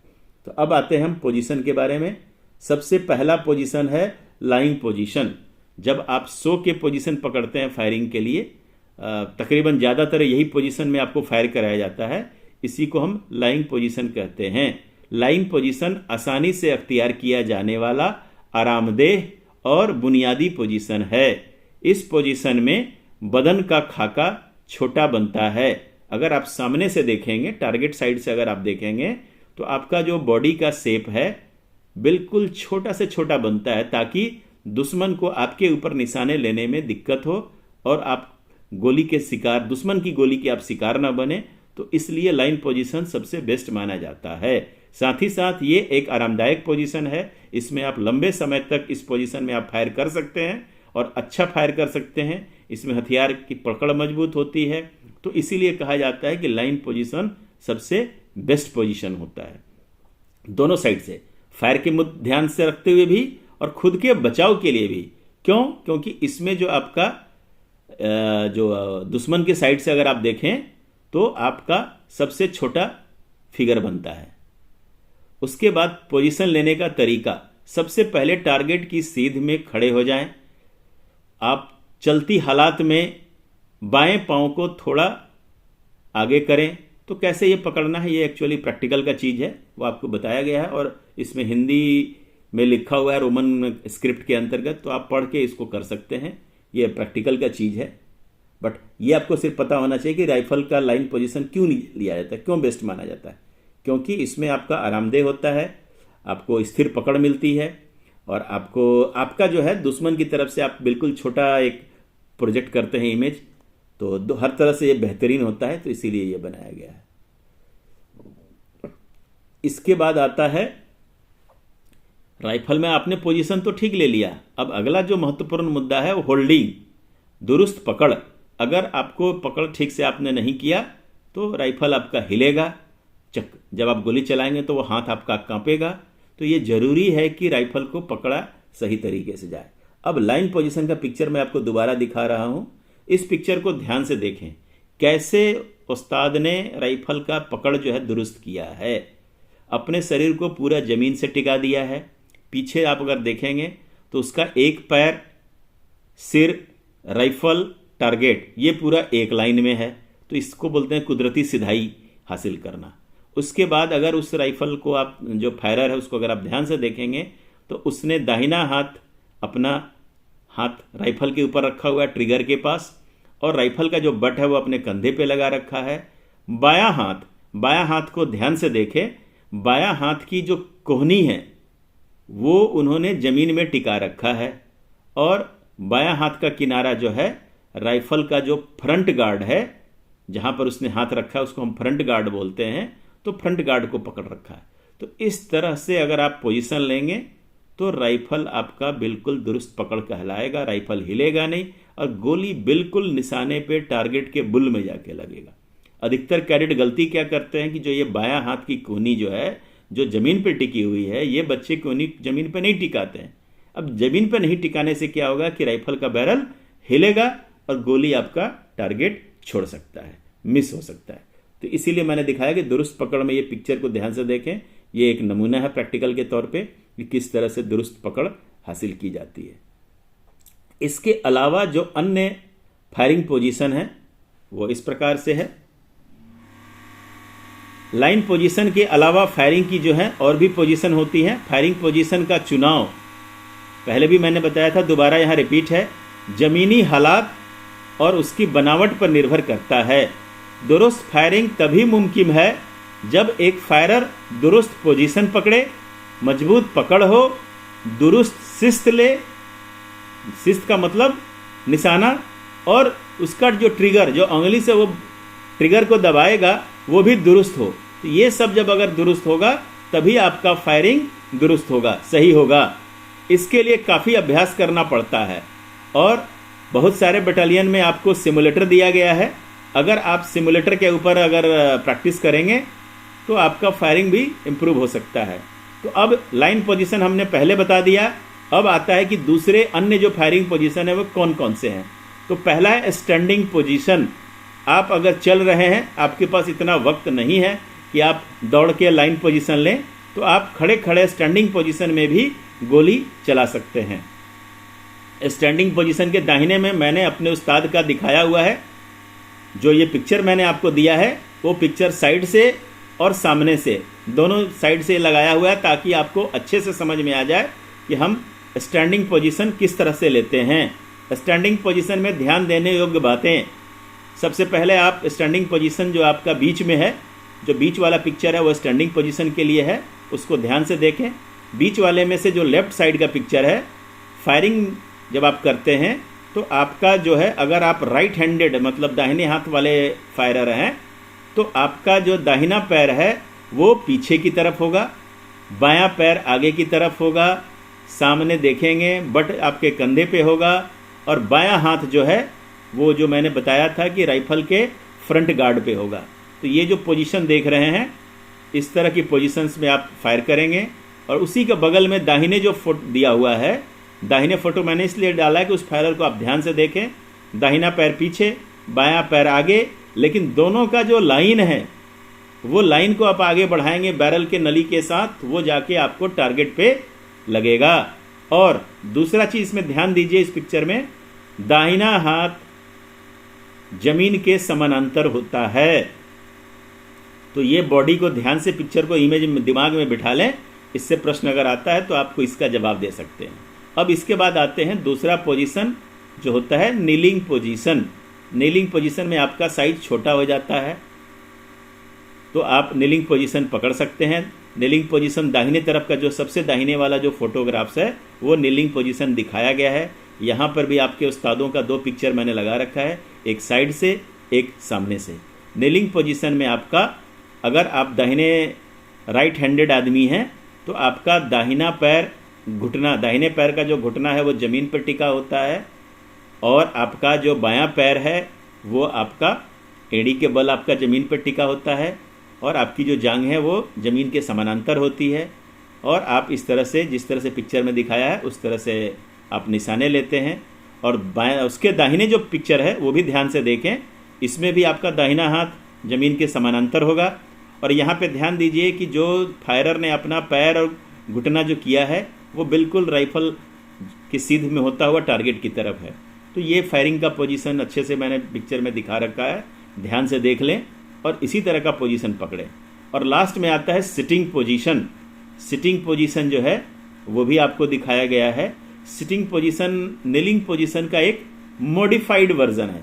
कभी कभी कुछ आदमियों को दिक्कत होती है घुटने के बल पे ज़मीन पे टिकाने में, तो उनके लिए ये सिटिंग पोजीशन है। जिनके घुटने को ज़मीन में टिकाने में दिक्कत होती है या वो अपने आप को आरामदेह महसूस नहीं करते हैं तो ये फिर सिटिंग पोजीशन पे आता है। लेकिन सिटिंग पोजीशन आपका एक प्रेफर्ड पोजीशन नहीं माना जाता है, ये सिर्फ उनके लिए है जो नीलिंग पोजीशन में ठीक से अपना नहीं ले पा रहे हैं। अब हम आगे की तरफ बढ़ते हैं। दुरुस्त ट्रिगर कंट्रोल और फायर। अभी आपने पोजीशन ले लिया, आड़ ले लिया, राइफल हथियार को कैसे पकड़ते हैं ये भी देख लिया। अब आता है कि जो हम ट्रिगर दबाते हैं लास्ट में, लास्ट जो एक्शन होता है ट्रिगर दबाते हैं, गोली चलाने का जो आखिरी क्रिया है ट्रिगर ऑपरेशन, वो कैसे करना है। तो ट्रिगर झटके से नहीं मारा जाता, ट्रिगर को एक तरीका होता है, उसी तरीके से हम उसको दबाते हैं। दुरुस्त ट्रिगर कंट्रोल करने की तरतीब जो है वो इस प्रकार से है। दुरुस्त ट्रिगर ऑपरेशन के लिए कलमी वाली उंगली, इंडेक्स फिंगर, ये जो उंगली है जो आप पिक्चर में भी देख रहे हैं, इस उंगली को हम बोलते हैं इंडेक्स फिंगर, हिंदी में बोलते हैं कलमे वाली उंगली। इंडेक्स फिंगर का सही इस्तेमाल होता है। उंगली को पहले और दूसरे जोड़ पे बीच की जगह पर ट्रिगर के ऊपर रखते हैं। उसके बाद ट्रिगर में जनरली 2 खिंचाव होता है। अगर आप किसी भी ट्रिगर को दबाएंगे तो देखेंगे कि शुरू में उसमें एक स्प्रिंग एक्शन होता है, तो जब स्प्रिंग एक्शन खत्म होता है उसके बाद अब दबाते हैं तब जाके वो फायर करता है। तो सबसे पहले हम उसको धीरे से दबाते हैं, जब स्प्रिंग एक्शन खत्म होता है वहाँ पे थोड़ा देर रुकते हैं, एम लेते हैं, रीचेक करते हैं और फिर दूसरा एक्शन करते हैं। ये नहीं कि दोनों का दोनों जो स्टेप है अगर एक झटके में आप कीजिएगा तो आपका निशाना चूक जाएगा। उसके बाद शॉर्ट रेंज पे जब आप फायर करते हैं तो उसके क्या तरतीब है, उसके अंदर आप आई साइड से एम कैसे लेते हैं, तो ये आपका एक्चुअली प्रैक्टिकल का चीज़ है। यहाँ पे हमने उसको लिख दिया है ताकि आपकी जानकारी हो और आपको तरीका पता हो, ठीक है। तो ये चीज़ होता है। इसमें एक क्वेश्चन आपका बन सकता है कि फॉलो थ्रू की कार्रवाई क्या कहते हैं, तो ये सारे प्रैक्टिकल की चीज़ हैं, ठीक है ना। आपको पता होना चाहिए कि गोली फायर होने से मार पुकारने तक की कार्रवाई को फॉलो थ्रू कहते हैं। और इसी चीज़ का आप अगर यहाँ पिक्चर में देखेंगे तो एक लेडी कैडेट्स हैं जो आपको बिल्कुल देखिए इसमें लाइन पोजीशन पकड़ा हुआ है। जो पहला लेफ्ट साइड का जो देख रहे हैं ये लाइन पोजीशन है। लाइन पोजीशन में जो बट है उसके कंधे पर है, निशाना ले रही है। और दाहिने तरफ जो पिक्चर है उसमें आप देख सकते हैं कि उसका जो बायां हाथ है वो किस तरह से उसकी कोहनी जो है ज़मीन पे टच करता है। और ये है आपका फायरिंग पोजीशन। दुरुस्त फायरिंग तभी मुमकिन है जब एक फायरर दुरुस्त पोजीशन पकड़े। जो आपका लाइन पोजीशन, नीलिंग पोजीशन वो आपका दुरुस्त होना चाहिए। उसके बाद दूसरा आता है कि आपने राइफल सही तरीके से पकड़ा है, उसको मजबूत पकड़ बोलते हैं। और तीसरा आपका आता है जो आप निशाना लेते हैं, एम लेते हैं, शिस्त लेते हैं, तो आपका शिस्त जो है लेने का तरीका है वो दुरुस्त हो। और सबसे आखिरी में आता है ट्रिगर ऑपरेशन। तो ट्रिगर अगर आपने ठीक से दबाया है तब जाके आपका गोली टारगेट पर लगे। इसके लिए आपको प्रैक्टिस करवाई जाती है बटालियन में। अब आ जाइए range procedure and safety precaution कि जब आप फायरिंग के लिए रेंज पे जाते हैं तो आपको क्या क्या करना पड़ता है और क्या क्या एहतियात बरतनी पड़ती है। शूटिंग के दर्जे बनाए रखने के लिए ट्रूप्स रेंज पर pistol, carbine, rifle, LMG fire में अभ्यास करते हैं। हमारे देश में शॉर्ट रेंज तो तकरीबन हर यूनिट में पाए जाते हैं, लेकिन क्लासिफिकेशन रेंज बहुत कम जगहों पर होता है। रेंज अलॉटमेंट का पूरा फायदा उठाने के लिए फायर से पहले समय से रेंज फायर के लिए तैयार करना और रेंज पर दुरुस्त रेंज ड्रिल पर अमल करने से सभी ट्रेनिंग को फायर में अभ्यास दिया जा सकता है। अब आ जाइए फायर के पहले की तैयारी और ज़रूरी बातें। तो ये जो पॉइंट है वो मैंने नहीं लिखा कि फायर से पहले क्या क्या तैयारी करते हैं, क्या क्या बातें ध्यान में रखते हैं, क्योंकि ये सारी कार्रवाई जो है आपके बटालियन के जो पीआई हैं और बटालियन करती है, तो उनके लिए ज़्यादा था, आपके लिए इतना ज़रूरी नहीं था। इसलिए मैंने ये पोर्शन की सिर्फ हेडिंग दे दिया और उसको मैंने छोड़ दिया। अब आ जाइए नेक्स्ट पॉइंट पे आता था प्रैक्टिस कंडक्ट करने और सुरक्षा संबंधी बातें। रेंज पर फायरर को 2 ग्रुप में बांट दिया जाता है। ये इसलिए मैं लिखा हूं डिटेल में क्योंकि इससे आपके प्रश्न आ सकते हैं। रेंज पर फायरर को 2 ग्रुप में बांट दिया जाता है, फायरिंग ग्रुप और ट्रेनिंग ग्रुप। तो यहां से एक प्रश्न बनता है कि रेंज पर जो है कैडेट्स को कितने ग्रुप में बांटा जाता है। तो 2 ग्रुप में बांटा जाता है। वो 2 ग्रुप कौन कौन से हैं? तो पहला ग्रुप है आपका फायरिंग ग्रुप और दूसरा ग्रुप है ट्रेनिंग ग्रुप। अब फायरिंग ग्रुप क्या करता है? तो पूरे फायरर का डिटेल में बांट दिया जाता है और एक समय पर 4 डिटेल रेंज पर काम कर रही होती है। अब वो 4 डिटेल क्या क्या करते हैं? तो एक डिटेल फायरिंग के लिए तैयार रहती है, दूसरा 2 डिटेल उसके पीछे बैठ के अपने आने की बारी का इंतजार करते हैं, और जो तीसरा डिटेल होता है वो एम्यूनिशन कलेक्ट करके लेके जाता है, फायरर को देता है, फिर खाली केस ले जाके वहां जमा करता है। तो इस तरह से आपने देखा कि फायरिंग ग्रुप जो होता है वो उसमें 4 डिटेल होता है। चारों डिटेल का जो बांट है, एक डिटेल फायर करेगा, 2 डिटेल इंतजार करेगा और चौथा डिटेल जो है वो एम्यूनिशन लाएगा, फायर करवाएगा, फिर वापस जमा करेगा। अब हम आते हैं टारगेट ग्रुप। तो जो टारगेट ग्रुप है वो क्या है कि फायरिंग पॉइंट से पीछे टारगेट ग्रुप को अभ्यास के लिए वो लगाया जाता है, जहां पर वो फायरिंग का अपना प्रैक्टिस करते हैं रेंज के ऊपर ही। अब टारगेट ग्रुप क्या क्या चीज़ें प्रैक्टिस करता है? तो सबसे पहला आता है आपका होल्डिंग, कि भाई आपको राइफल कैसे होल्ड करना है, पकड़ना कैसे है, मजबूत पकड़ कैसे आपकी बनेगी। दूसरा आता है एमिंग, कि भाई आपको जो निशाना लेना है दुरुस्त सिर्स्त कैसे लेना है वो सिखाया जाता है। तीसरा बताया जाता है ट्रिगर ऑपरेशन, इसको शॉर्ट में हम हैट बोलते हैं। एच से होल्डिंग, ए से एमिंग, टी से ट्रिगर ऑपरेशन। किसी भी फायरिंग का उम्दा होना इन 3 बातों पे जो है, पहले जो 3 हैं इन पे बहुत जोर दिया जाता है। तो हैट आपका अच्छा होगा तो आपका फायरिंग अच्छा होगा। उसके बाद जो चौथा पॉइंट है उसको बोलते हैं तजुर्बा, रोक दूर करना। आप अगर हथियार चला रहे हैं उसमें रोक पड़ सकता है, उसके अंदर आपको रुकावटें आ सकती हैं। तो रुकावटें आएंगी तो उन रुकावटों को कैसे दूर करना है वो आपको अगर तजुर्बा होगा तो आप फटाफट उसकी बाधा को दूर करके दोबारा फायरिंग में शामिल हो जाएंगे। शुभम राज वेलकम, आपका था सर कैंप हो गया क्या? शुभम आप पहले आप बताएं कि आप किस इंस्टीट्यूट के हैं ताकि मैं बता सकूं कि क्या है। क्योंकि बिना इंस्टीट्यूट का मुझे पता नहीं चल पा रहा है। आप अगर कैडेट्स जो हैं यहाँ पे उनके बटालियन के हैं तो आप कृपया करके थोड़ा सा अपने इंस्टीट्यूट का नाम बताएं ताकि मैं आपको अच्छे से बता पाऊँ। चैट बॉक्स में आप डाल सकते हैं। तो अभी हम आ रहे थे टारगेट ग्रुप। टारगेट ग्रुप का जो होता है काम, अपनी ट्रेनिंग के लिए प्रैक्टिस करना फायरिंग के लिए, जिसमें सबसे इंपॉर्टेंट शुरू के 3 हैं, होल्डिंग, एमिंग, ट्रिगर ऑपरेशन, जिसको हम शॉर्ट में हैट बोलते हैं। और इन तीनों के बाद चौथा आता है रोक दूर करना।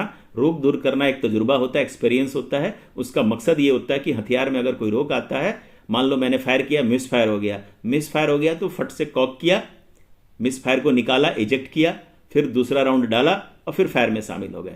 तो अपना टाइम व्यर्थ नहीं करना है और उसको तुरंत करना है, उसमें शामिल करना है। उसके बाद जो आपका आता है 5वां, फायरर की जाति गलती के लिए सुधारक एक्सरसाइज और कोचिंग। अब क्या है कि आपने देखा होगा कि कुछ लोग फायर करते हैं तो किसी का बुलेट जो है वो ऊपर हिट करता है, किसी का नीचे, किसी का बाएं, किसी का दाएं। तो वो क्या है कि आपको उस्ताद यहाँ पे बताते हैं कि जनरली आपने निशाना सीधा लिया, ठीक लिया, लेकिन आपकी गोली अगर इस इलाके में हिट कर रही है तो उसका क्या मतलब है, किस वजह से वो गलतियां होती हैं, और फिर आपको बताते हैं कि उस गलती को दूर करना है तो उसको आपको क्या ध्यान देना है। हाँ शुभम सर, मैंने अंकित से, शुभम मेरे भैया हैं और मैं डीएवी माली घाट से हूँ।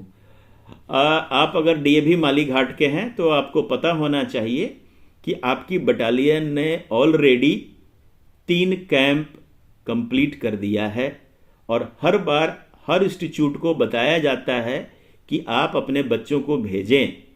और ये तकरीबन अगस्त से लेके अभी दिसंबर तक में 3 कैंप हुए हैं। पहला कैंप आपका दल सिंह सराय में हुआ था, दूसरा कैंप आपका रुन्नी सैदपुर में हुआ था, तीसरा कैंप आपका सुरसंड में हुआ था। अब मुझे नहीं समझ में आ रहा है कि आपको आपके एएनओ या सीटीओ ने या तो बताया नहीं या तो आपने उस समय अपने आने में असमर्थता व्यक्त की। तो एक मैं बार बार इसीलिए पहले कहा था कि आपको अगर मेरे सारे वीडियो को अगर आप ध्यान से देखेंगे तो आप सबसे पहला कैंप अटेंड करने की कोशिश करें। तो आपने अगर अभी तक कैंप नहीं किया है तो आप अपना नाम पूरा डिटेल के साथ अपने एएनओ और सीटीओ के द्वारा अपने बटालियन को लिखित में भेज दें, मुजवानी नहीं, लिखित में डाक से आप चिट्ठी भेज दें, ईमेल है तो ईमेल पे भी डाल दें। और खास करके आपके इंस्टीट्यूट के जो पीआई हैं अपने सीटीओ के द्वारा अपने पीआई को नोट करा दें कि आपने अभी कैंप नहीं किया है अभी तक और आप इच्छुक हैं। अगर आप कैंप करने के लिए इच्छुक हैं तो हो सकता है कि जनवरी में, अभी दिसंबर खत्म हो रहा है 2022, 2023 में जनवरी के पहले या दूसरे सप्ताह में एक कैंप का आयोजन होने की संभावना है, जिनमें सभी जो छूट गए हैं किसी वजह से, बीमारी के वजह से, स्वास्थ्य ठीक ना होने के वजह से, वो सभी बटालियंस के जो छूटे पटे हैं वो वहां पे शामिल हो सकते हैं। मैं इसलिए बोला हो सकते हैं कि भाई आपने गलती किया, आपके बटालियन के 3 कैंप में आपने शामिल नहीं किया। तो ये एक प्लान किया गया है कि जनवरी में किया जाएगा, बट वो निर्भर करता है कि कितने बच्चे हैं जो आते हैं, क्योंकि कैंप करने के लिए एक न्यूनतम बच्चों की संख्या जरूरी है। अगर उतने बच्चे आ जाएंगे तो कैंप हो जाएगा। अब मान लीजिए कि डाटा आया कि नहीं, सिर्फ 15 बच्चे हैं जिन्होंने कैंप नहीं किया, तो 15 बच्चों के लिए कैंप नहीं चलाया जा सकता। तो इसीलिए मैंने बोला कि आप की ट्रेन जो है वो छूट चुकी है, फिर भी आप जगह हो, अभी लेट जगह हो, तो आप अपना नाम, विवरण, डिटेल अपने स्कूल इंस्टीट्यूट के सीटीओ एएनओ के द्वारा अपने बटालियन के पीआई को नोट करा दें। और ध्यान रखें, जो भी आपका सूचना का आदान प्रदान का ग्रुप है उस पर ध्यान रखें। जैसे ही कोई कैंप होता है कोशिश करना है कि आप उस कैंप को पकड़ लें और उसमें घुस जाएं, शामिल हो जाएं, ताकि आपका जो एक मैंडेटरी कैंप है वो टिक हो जाए। क्योंकि जब तक वो टिक नहीं होगा तब तक आपको एग्जाम में बैठने का मौका नहीं दिया जाएगा। साथ ही साथ इस बार एग्जाम काफी सख्ती से होगा और ऑल इंडिया लेवल पे स्टैंडर्ड एक बता दिया गया, उस स्टैंडर्ड का होगा। तो आप तैयारी करें, क्योंकि अगर आप तैयारी नहीं करेंगे, आपका अगर पिछला फीडबैक है कि शॉर्टकट तरीके से हम कर लेंगे, तो इस भ्रम में न रहें। इसीलिए मैंने आपके जितने वीडियो हो सकते थे मैं बना बना के यूट्यूब पे डाल रखा हूं। इस चैनल को सब्सक्राइब करें, प्लेलिस्ट में सारे वीडियो को डिटेल में देखें और अपना नोटबुक बनाएं। और अगर कहीं पे कोई प्रॉब्लम है, कोई डाउट है, कोई कंफ्यूजन है, तो चैट बॉक्स में भी डाल सकते हैं, कमेंट्स में भी डाल सकते हैं, ताकि उसी हिसाब से दूर किया जा सके। जनवरी में कब कैंप होगा वो पूछ रहा था। जनवरी में कब कैंप होगा डेट तो बाद की चीज है। पहले मैंने आपको अगर मेरी बात को अगर आपने ध्यान से सुना होगा, पहले एक कैंप के लिए जो न्यूनतम मिनिमम स्ट्रेंथ चाहिए तो मिनिमम तकरीबन 400 से ऊपर होना चाहिए। तो 400-500 के आसपास अगर स्ट्रेंथ होगा तभी कैंप होगा।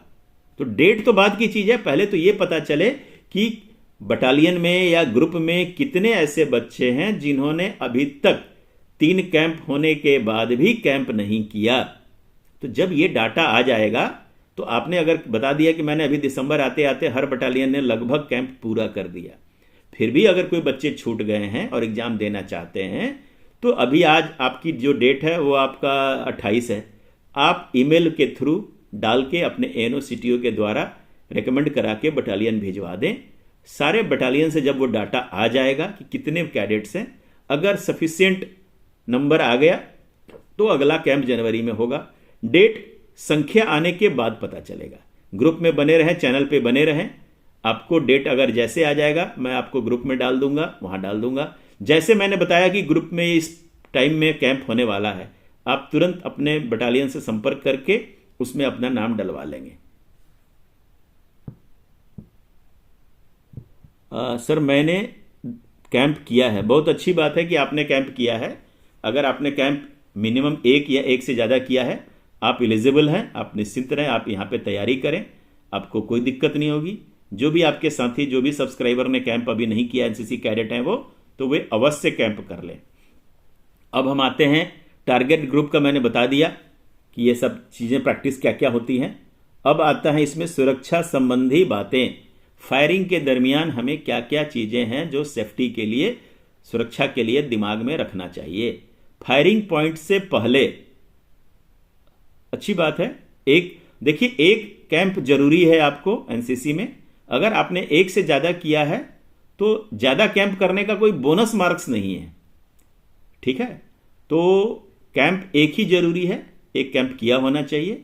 कैंप के बाद जो बोनस मार्क्स है वो आप अगर आरडीसी के लिए जाते हैं या कोई कंपटीशन जीतते हैं या किसी कंपटीशन में भाग लेते हैं, उसके बोनस मार्क्स हैं जो 5 से 10% या जो भी 5-10 हैं, वो मैं आगे आपके एक अलग से वीडियो में बनाऊंगा जिसमें मैं आपको कवर करूंगा कि किसके कितने बोनस हैं। जो आपका एग्जामिनेशन पैटर्न है, एग्जामिनेशन पैटर्न का जब मैं डिस्कस करूंगा, एक अलग एक्सक्लूसिव वीडियो बनाऊंगा, उसमें ये सारे डिटेल में कवर करूंगा। आप अगर इस चैनल पे बने रहेंगे तो वहां पर आपको ये दूर हो जाएगा।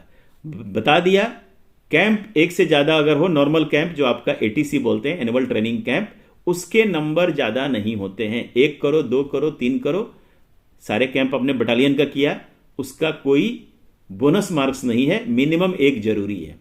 बोनस जो है वो दूसरे कैंपों में है, अलग तरह के कैंपों में। किस कैंप का कितना बोनस होगा वो एक, जब मैं आपका एग्जामिनेशन, क्योंकि ये बोनस मार्क्स बोला मैंने, तो वो आपके रिजल्ट में जुड़ेगा। तो जो रिजल्ट में जुड़ेगा वो मैं एक एग्जामिनेशन का डिटेल वीडियो बनाऊंगा, उसमें आपको डिटेल बताऊंगा कि किस कैंप का कितना बोनस होता है, किस कैंप का कितना वेटेज है। अगर कैंप नहीं किया और कोई आपने आरडीसी कर लिया, वो उसके इन लिeu में काउंट होगा कि नहीं होगा। तो ये सारी जो तकनीकी डिटेल्स है, विवरण है, वो मैं वहां कवर करूंगा। अभी हम फोकस करते हैं अपने वेपन ट्रेनिंग के ऊपर कि फायरिंग पॉइंट से पहले क्या क्या चीजें हैं जो सुरक्षा संबंधित बातें को ध्यान में रखना है। हथियार क्लियर, मैगजीन उतरा हुआ और सेफ्टी डिवाइस लगा हुआ, सेफ्टी कैच एसपे। फायरिंग से पहले आपका हथियार बिल्कुल साफ किया हुआ होगा, मैगजीन उस पर चढ़ा हुआ नहीं होगा और सेफ्टी कैच एसपे होगा। यह मैं इसलिए रिपीट कर रहा हूं कि यह गांठ बांध ले। किसी भी फायरिंग रेंज पे सेफ्टी के बरखिलाफ अगर कोई भी आप हरकत करेंगे, आपको तुरंत वहां पे शारीरिक दंड दिया जा सकता है। और दंड तो चलिए वो अलग बात है, लेकिन सबसे बड़ा क्या है कि आपकी एक, वो कहते हैं ना, सतर्कता गई, दुर्घटना हुई। अगर आपने फायरिंग रेंज पे ये जो सावधानी और सुरक्षा है इसको नहीं पालन किया, नतीजा दुर्घटना, नतीजा आपके किसी और साथी जो हैं, दूसरे कैडेट हैं, उनकी मौत भी हो सकती है, जान भी जा सकती है, क्योंकि वहां पर आप जिंदा कारतूस, लाइव एम्यूनिशन का इस्तेमाल करते हैं। तो इसीलिए फायरिंग पॉइंट पे हंसी मजाक, हंसी ठिठोली न करना चाहिए, सीरियस तरीके से उसको फॉलो करें। तो सबसे पहला है हथियार क्लियर, मैगजीन उतरा हुआ और सेफ्टी कैच एस पे होगा, ताकि किसी भी तरह से एक्सीडेंटल फायरिंग ना हो। दूसरा, मजल हमेशा सुरक्षित दिशा में। आपने देखा होगा कि जब हथियार की हम सफाई कर रहे थे तो मजल किधर था? जमीन की तरफ।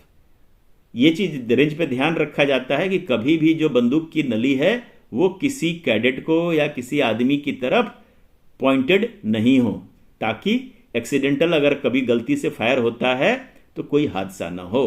तो ये एक बुनियादी सुरक्षा संबंधित हिदायतें हैं, इनको ध्यान में रखें। अगला, ड्रिल कार्ट्रिज का इस्तेमाल नहीं। आपको प्रैक्टिस कराने के लिए एक डमी कारतूस होता है। डमी कारतूस आपको दिया जाता है, कैसे पहचानना है, कैसे लोड करना है, कैसे कॉक करना है। ये फायरिंग में इस्तेमाल नहीं होता है। एम्यूनिशन प्रैक्टिस के मुताबिक इशू होगा। अभी अगर आपने इस चैनल पे अगर आप बने हैं, इस वीडियो में शुरू से अगर बने हैं, तो मैंने पहले कवर किया है कि एक कैडेट को हर साल कितने राउंड प्रैक्टिस के लिए ऑथराइज हैं। तो वो अगर आपको पता है तो आपको जितना ऑथराइज है उतना ही गोली मिलेगा। और आपको जब मालूम है कि मुझे 5-10 जो भी है, मुझे जितना ऑथराइज है उतनी ही गोली मिलेगा, तो मुझे उतनी गोली में ही अपने निशानदेही की प्रैक्टिस करनी है और उतनी गोली में ही मुझे टारगेट हिट करना है। अगर उस 5, 10, 7 जो भी आपको मिला और अगर आपने उसको सीखने में इधर उधर बेतरतीब ढंग से उड़ा दिया, मतलब आपने अपना कोटा खत्म कर लिया, दूसरे का गोली आपको मिलेगा नहीं, तो आप वो मौका चूक जाएंगे। इसीलिए जो भी मैं इस वीडियो में बता रहा हूं उसको ध्यान से देखें और उस पर अमल करें, ताकि आपकी गोली बर्बाद नहीं हो। जो भी गोली आपको ऑथराइज है ट्रेनिंग के लिए, वो एम्यूनिशन प्रैक्टिस के मुताबिक मिले और आप बिल्कुल अपने टारगेट को हिट करें। उसके बाद हरकत चलकर, कोई भी ढीला ढाला जो आपका मूवमेंट रेंज पे नहीं होता है, रेंज पे जो सारे हरकत हैं वो आपका तेजी से होता है। उसके बाद चेंबर हमेशा खाली। फायरिंग पॉइंट से पहले हर राइफल का चेंबर देख के सुनिश्चित करें कि चेंबर में कोई किसी तरह का गोली नहीं है, वो हमेशा खाली होना चाहिए। ड्राई एक्सरसाइज से पहले हथियार का निरीक्षण। कभी भी हथियार को लेकर आप एक्सरसाइज या प्रैक्टिस के लिए जाते हैं तो सबसे पहले उस हथियार को खोलें, देखें और उसका निरीक्षण करें कि उसमें कोई टूट फूट तो नहीं है, कोई डैमेज तो नहीं है, चेंबर खाली तो नहीं है। तो ये सब चीज़ें जो है, पॉइंट्स जो ऊपर बताया A to G, ये आपके फायरिंग से पहले ध्यान दिया जाता है। अब आ जाइए फायरिंग पॉइंट पे जब आप पहुंच गए तब आपको क्या ध्यान में रखना है। फायरिंग पॉइंट पे एम्यूनिशन की सफाई और डैमेज चेक करते हैं। जब आप गोली भरते हैं मैगजीन के अंदर तो ये ध्यान रखते हैं कि जो एम्यूनिशन है उस पर कहीं चोट, कोई डेंट, कोई चिपका हुआ या पचका हुआ तो नहीं है, किसी तरह का वो टेढ़ा मेढ़ा तो नहीं है। चेक करके ही उसको मैगजीन में लोड करना है। अगर कोई एम्यूनिशन में डैमेज है, कोई त्रुटियां हैं, उसको तुरंत वहां से दिखाएं और साइड में रख दें। बैरल सुरक्षित दिशा में होगा, वही पहले भी आपको मैंने बता रखा था। भर हुक्म से जो भरने की कार्रवाई है, जब राउंड मैगजीन चढ़ाते हैं आप राइफल के ऊपर, वो आपको जब आदेश मिलेगा, हुक्म मिलेगा, तभी करनी है। बिना किसी हुक्म के राइफल पे मैगजीन नहीं चढ़ाना है। सही खाली कर। जब आपको फायरिंग खत्म होने के बाद खाली कर की जो बात बोली जाती है, तो राइफल खाली कर की कार्रवाई जो आपको प्रैक्टिस में कराई गई है, बताई गई है, उसी तरीके से, सही तरीके से खाली कर की कार्रवाई करें। बरखिलाफ कार्रवाई पर फायर बंद। अगर किसी ने कोई गलती किया, सुरक्षा के बरखिलाफ, सुरक्षा के नियमों को कंप्रोमाइज किया, तो फायरिंग वहां पे तुरंत बंद कर दी जाती है। रोक दूर करते समय सावधानी। अभी मैंने आपको बताया था होल्डिंग, एमिंग, ट्रिगर ऑपरेशन के अंदर कि रोक पड़ने पर आपको अपनी रोक को दूर करना है, लेकिन रोक दूर करते समय यह ध्यान रखना है कि जब आप कॉक कर रहे हैं, मिस फायर को निकाल रहे हैं, तो ऐसा ना हो कि बैरल घुमा के अपने किसी अगल बगल वाले सहपाठी या जो कैडेट्स हैं उनकी तरफ ना कर दें। तो ये रोक दूर करते समय बैरल को टारगेट की दिशा में रखना है, जमीन की तरफ करना है, किसी आदमी की तरफ नहीं करना है, ताकि किसी तरह की हादसा ना हो। अब आ जाइए शॉर्ट रेंज फायरिंग। जो आप शॉर्ट रेंज पे फायरिंग के लिए जाते हैं उसके बारे में ये बताया गया है कि जब टारगेट पे आप गोली मारते हैं तो आपका जो ग्रुप बनता है, अगर आपको 5 राउंड दिया गया, 5 राउंड आपने फायर किया, तो उस ग्रुप का विश्लेषण कैसे किया जाता है। उसके बाद उससे आपको बताया जाता है कि आपने क्या गलतियां की हैं, फिर उस गलती को कैसे दूर करना है वो आपको बताया जाता है। फिर ग्रुप के अंदर जो गोली आपको टारगेट पे लगी हुई है उनका बिखराव देखा जाता है कि वो कितनी बिखरी हुई है, उसके कारण क्या है। फिर उससे उनकी जो फायरर होता है उसकी काबिलियत का पता चलता है। अगर आपका ग्रुप छोटा है, कम से कम छोटे जगह में आपने सारे गोली मारा है, तो आपका फायरिंग अच्छा है। अगर आपका गोली बिखरा हुआ है, मतलब आपके फायरिंग में सुधार की जरूरत है। अब जो आपको फायरिंग रेंज कराई, शॉर्ट रेंज पे जो फायरिंग की प्रैक्टिस कराई जाती है, उस प्रैक्टिस का नाम है डेलिबरेट फायरिंग। डेलिबरेट का मतलब तसल्ली बख्श, आराम से फायरिंग करना। जो आपका टारगेट होता है, उस टारगेट का साइज क्या होता है, 1/1, 1 के ऊपर एक डंडा आपको दिख रहा होगा, इसको बोलते हैं फिट। ये जो सिंबल है ना, एक डंडा अगर लग गया एक के ऊपर तो वो फिट हो गया, और 2 डंडा लग गया तो इंच हो गया। तो 1/1 फीट जो आपका टारगेट होगा वो 1 फीट बाई फीट, उसकी जो लंबाई चौड़ाई होगी वो 1/1 का स्क्वायर होगा। दूरी कितनी होगी टारगेट और फायरर के बीच की दूरी, तो वो दूरी होगी 25 यार्ड। शॉर्ट रेंज की फायरिंग आपकी 25 गज पे होती है, टारगेट 1/1 फीट का होगा, और उस प्रैक्टिस का नाम है डेलिबरेट। गोलियां कितनी मिलेंगी, आपको 10 गोली मिलेगा। अब पोजीशन क्या होगा, कौन से पोजीशन में फायर करना है, तो पहला होगा आपका लाइन पोजीशन सपोर्टेड। तो लाइन पोजीशन सपोर्टेड जो है यह क्या होता है, अगर आप मेरा पिछला पोर्शन देखा होगा तो सपोर्टेड में क्या होता है कि आपको हैंडगार्ड के आगे एक हम क्या बोलते हैं सैंडबैग रख देते हैं। तो सैंडबैग रख देने से हो जाता है वो लाइन सपोर्टेड हो जाता है, और आप चूंकि कोहनी को जमीन पर टिका देते हैं तो आपने कोहनी से जमीन का सपोर्ट लिया, तो वही जो पहला आपका लाइन पोजीशन था तो लाइन सपोर्टेड पोजीशन होता है, उसी के मुताबिक आदेश मिलता है। और 1 प्रैक्टिस ऑफ 5 राउंड, तो आपको मैंने बोला टोटल 10 गोलियां मिलेगा, 2 प्रैक्टिस होगी, 1 गोली 5 राउंड, फिर 5 राउंड। तो आप पहला 5 राउंड फायर करेंगे, जाएंगे निरीक्षण करेंगे कि हमारा गोली में क्या कमी आया है, फैलाव है, तो ऊपर लगा, नीचे लगा, बाएं लगा, दाएं लगा, फिर उस्ताद से पूछे ऐसा क्यों हुआ, वो आपको एक्सप्लेन करेंगे। फिर जब आप दूसरे प्रैक्टिस में जब जाएंगे तो पहले प्रैक्टिस की सिखाव को ध्यान में रखते हुए दूसरे राउंड फायर करोगे आप, तो आपका फायरिंग का जो है ग्रुप छोटा बनेगा और बुल में हिट होगा। अब आ जाइए स्कोर। जब आप फायरिंग करते हैं तो निस्संदेह आप चाहेंगे कि आपका रिजल्ट बने अच्छा। तो रिजल्ट किस प्रकार से होता है, तो जो ये 1/1 का जो टारगेट होता है, इसमें बहुत सारे सर्कल बने होते हैं, छोटा से बड़ा सर्कल होता है, सेंटर में उसका होता है। तो जो उसमें स्कोर पॉइंट है, अगर आपका बुल और इनर सर्कल में लगा है तो 3 पॉइंट मिलेंगे। उसके बाद मैकपी में लगा हुआ है तो 2 पॉइंट मिलेगा। आउटर में अगर कहीं भी लगा हुआ है तो 1 पॉइंट मिलेगा। तो अगर आपने 5 राउंड मिले और पांचों को आपने बुल में हिट किया, इनर सर्कल में हिट किया, तो मैक्सिमम कितने पॉइंट हुए, 5 तिया 15। एचपी मतलब हाईएस्ट स्कोर, हाईएस्ट पॉइंट। तो जो हाईएस्ट पॉइंट फायरिंग में मिलता है वो 15 पॉइंट का मिलेगा, तब जब आपके पांचों के पांचों गोली बुल या इनर सर्कल में हिट किए। अभी ऊपर हमने क्या बोला कि आपको कितने राउंड मिलेंगे, 10। अब उसके आगे देखिए नीचे, आउट ऑफ 12 राउंड ऑथराइज पर cadet 2 round will be pulled for zeroing and reclassification of failure. तो टोटल आपको मिलते हैं 12 राउंड। 12 में से 10 का बता दिया बांट, 5-5 राउंड के 2 आपके डिटेल होंगे जिसमें फायर होगा। मैक्सिमम स्कोर आपका होगा 15। 2 राउंड जो एक्स्ट्रा दिया जाता है, कभी कभी किसी हथियार में कोई रिपेयर हुआ या कुछ भी हुआ, या वो हथियार नया पहली बार आपके बटालियन में आया है, तो उसको जीरोइंग किया जाता है ताकि वो राउंड बिल्कुल जहां हम शिस्त ले रहे हैं वहां पे हिट करे। या 2 प्रैक्टिस के बाद भी अगर कोई फेल हो गया, नहीं कर पा रहा है, तो ये 2 राउंड जब बचता है तो हम उसमें जो आपके फेल्योर हैं, जिनको प्रैक्टिस की जरूरत है, हम फिर उनको देते हैं ताकि वो अपना फायरिंग शॉर्ट रेंज के ऊपर अपने फायरिंग सुधार लें। अब आ जाइए aiming and alteration of sites. तो ये चीजें ऑन ग्राउंड बहुत कम इस्तेमाल होती हैं, क्योंकि आपके जो हथियार होते हैं वो आपके जो अच्छे फायरर होते हैं उनसे ऑलरेडी उसको एम करके कैलिब्रेट करके उसको कर देते हैं। ये पोर्शन जो है ये उनके लिए है जो फायरिंग में अच्छा किए हैं, और वो अगर कंपटीशन में ऑल इंडिया लेवल पे जा रहे हैं तो ये फाइनल डिटेल्स हैं जहां पर आप अपनी हैबिट और आदत के मुताबिक थोड़ा सा, जिसको बोलते हैं ना फाइन ट्यूनिंग, तो साइट्स को इस तरह से फाइन ट्यून करते हैं ताकि आपका पूरा का पूरा गोली टारगेट में हिट हो।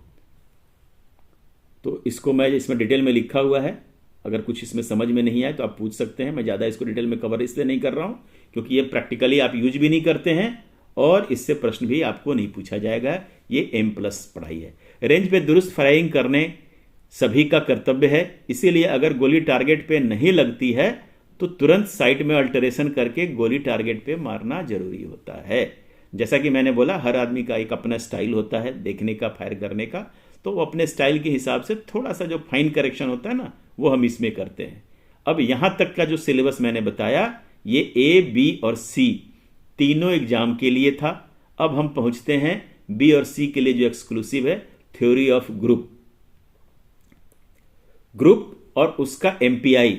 एमपीआई का फुल फॉर्म है मीन पॉइंट ऑफ इंपैक्ट।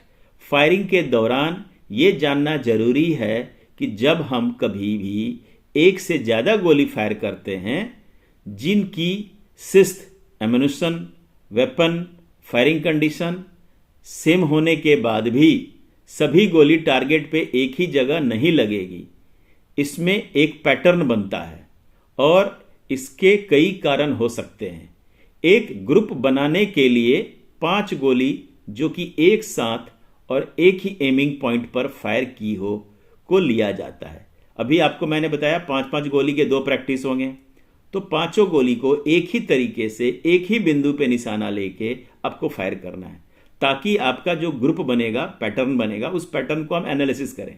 लेकिन अगर आप पांचों में आपने 5 अलग अलग तरीके से एम लिया, पांचों में अलग अलग तरीके से हथियार पकड़ा, पांचों में अलग अलग जगह निशान बनाया, कभी ऊपर टारगेट में लिया एम, कभी नीचे लिया, कभी बीच में लिया, कभी लेफ्ट लिया, कभी बोलते ना हर राउंड में अपने मर्जी से करेक्शन लिया, तो आपका पैटर्न का कोई एनालिसिस नहीं हो पाएगा और पैटर्न से आपका वो पकड़ में नहीं आएगा कि आपका पैटर्न क्या बन रहा है और आप में क्या सुधार की जरूरत है। तो जब रेंज पे जाएं, पहले 5 गोली जब आप चलाते हैं तो आपने जो भी आपको तरीका बताया गया है कि back side, four side, target को देखें, टारगेट के बुल में सेंटर में एम ले और फायर करें। तो एक ही जगह पे एम लेके एक ही तरीके से 5 गोली निकालें, तब जाके जब आप टारगेट देखेंगे तो आपको पता चलेगा कि आपकी गोली टारगेट में कहां हिट कर रही है, ऊपर, नीचे, बाएं, दाएं। तो आपको पता चल गया कि अच्छा, मैं जब सेंटर में एम लेता हूं तो मेरा जो ग्रुप है वो बन रहा है ऊपर दाहिने की तरफ, तो मैं फिर अपने शिस्त को नीचे बाएं की तरफ शिफ्ट कर लेंगे ताकि वो उसके हिसाब से वो बुल में आ जाएगा। आपको 15 में 15 मिल जाएंगे। तो ये उसके लिए, इसीलिए मैंने बोला कि 5 गोली एक ही जगह एक ही तरीके से एम करके फायर करना है ताकि उसके ग्रुप को एनालिसिस किया जा सके। अब उसके बाद आता है इन 5 गोलियों से ग्रुप का केंद्र बिंदु। जब आपका ग्रुप बनता है 5 का, तो हम उसको निकालने के लिए कि उसमें कितना करेक्शन करना है फायरिंग में, तो हम सबसे पहले उस ग्रुप का क्या निकालते हैं, केंद्र बिंदु, सेंट्रल पॉइंट। और उसी सेंट्रल पॉइंट को बोलते हैं MPI, mean point of impact. और देखते हैं कि जो आपका ग्रुप बना, एमपीआई बना, वो एमपीआई बुल सेंटर से कितना ईस्ट, वेस्ट, नॉर्थ, साउथ किधर है, उसी के मुताबिक फिर हम एमिंग साइट में करेक्शन करते हैं ताकि आपका बिल्कुल, आपने अगर बुल में एम लिया है तो आपके 5 के 5 गोली बुल में लगे। अब आ जाइए ग्रुपिंग की कैपेसिटी। किसी भी फायरर द्वारा फायर की गई 5 गोलियों की सर्कल के दायरे को उस फायरर की ग्रुपिंग कैपेसिटी कहते हैं।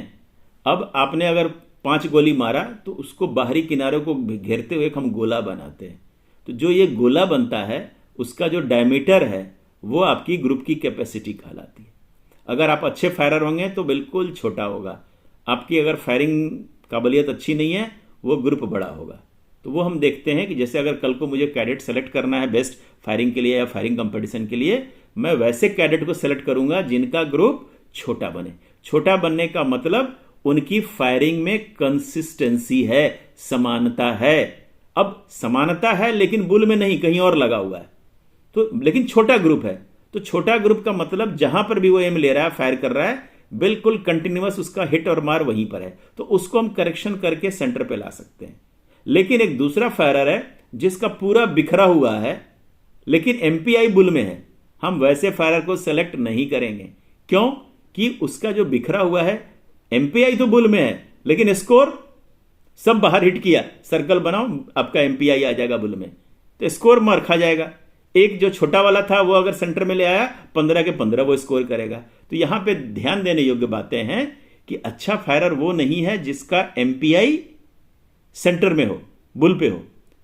अच्छा फायरर वो है जिसका ग्रुप छोटा हो, तो उसको हम करेक्शन करके उसके एमपीआई को बुल में लाएंगे। बुल में लाएंगे तो उसके 5 के 5 गोली बुल में हिट होगा और वो आपके लिए हाईएस्ट पॉइंट 15 स्कोर करके लाएगा। तो ये चीज दोनों में डिफरेंस ध्यान रखना और आपका एम होना चाहिए शुरू में कि हमारा ग्रुप छोटा से छोटा बने। अब आ जाइए, कोचिंग या स्कोरिंग के हिसाब से फायरर को उनकी ग्रुपिंग कैपेसिटी के मुताबिक क्लासिफाई किया जाता है। जैसे 2 इंच का ग्रुप बनेगा, 4 इंच का अलग बनेगा। तो ये आपको उसमें जो चीज अभी मैंने आपको बताया उसी चीज को यहां पर एक्सप्लेन किया हुआ है। अब आता है ध्यान में रखने वाली बातें। एक्यूरेसी स्पीड से ज्यादा जरूरी है। पॉइंट ऑफ एम को बताए नहीं जाता है, बट हमेशा कंधे पे होता है। री एमिंग के समय बचाने के लिए बार बार आपको बट उठाइएगा, हिलाइएगा तो आपको दोबारा एम लेने में टाइम लगेगा। इसीलिए जो है बट हमेशा कंधे पर रखते हैं ताकि दूसरा राउंड हम तुरंत एम लेके फायर कर सकें। दुरुस्त बोल्ट की कार्रवाई ताकि रीलोडिंग में समय बर्बाद ना हो। तो ये सारी ध्यान रखने वाली बातें हैं। अब आ जाइए एडवांस शूटिंग कंपटीशन। अभी जो मैंने आपको ग्रुप के बारे में एक्सप्लेन किया, the advance shooting is held at national rifle association of India, NRAI। तो जो ये NRAI है ये आपका एडवांस शूटिंग कंपटीशन करती हैं और उसके लिए इंपोर्टेड ये जो है गोलियां विदेश से आयात करती हैं और हर बटालियन यहां से गोलियां मंगाते हैं और ये गोली हमें कंपटीशन में यूज किया जाता है। कारण कि इस गोली से आपकी एक्यूरेसी जो है ग्रुप छोटा बनता है और अच्छा रिजल्ट मिलता है। इसमें कैडेट को 25 यार्ड से फायर करने को मौका मिलता है और इसमें इनको 3 पोजीशन मिलता है, लाइन पोजीशन, नीलिंग पोजीशन और स्टैंडिंग पोजीशन। तो ये चीजें आपके हैं।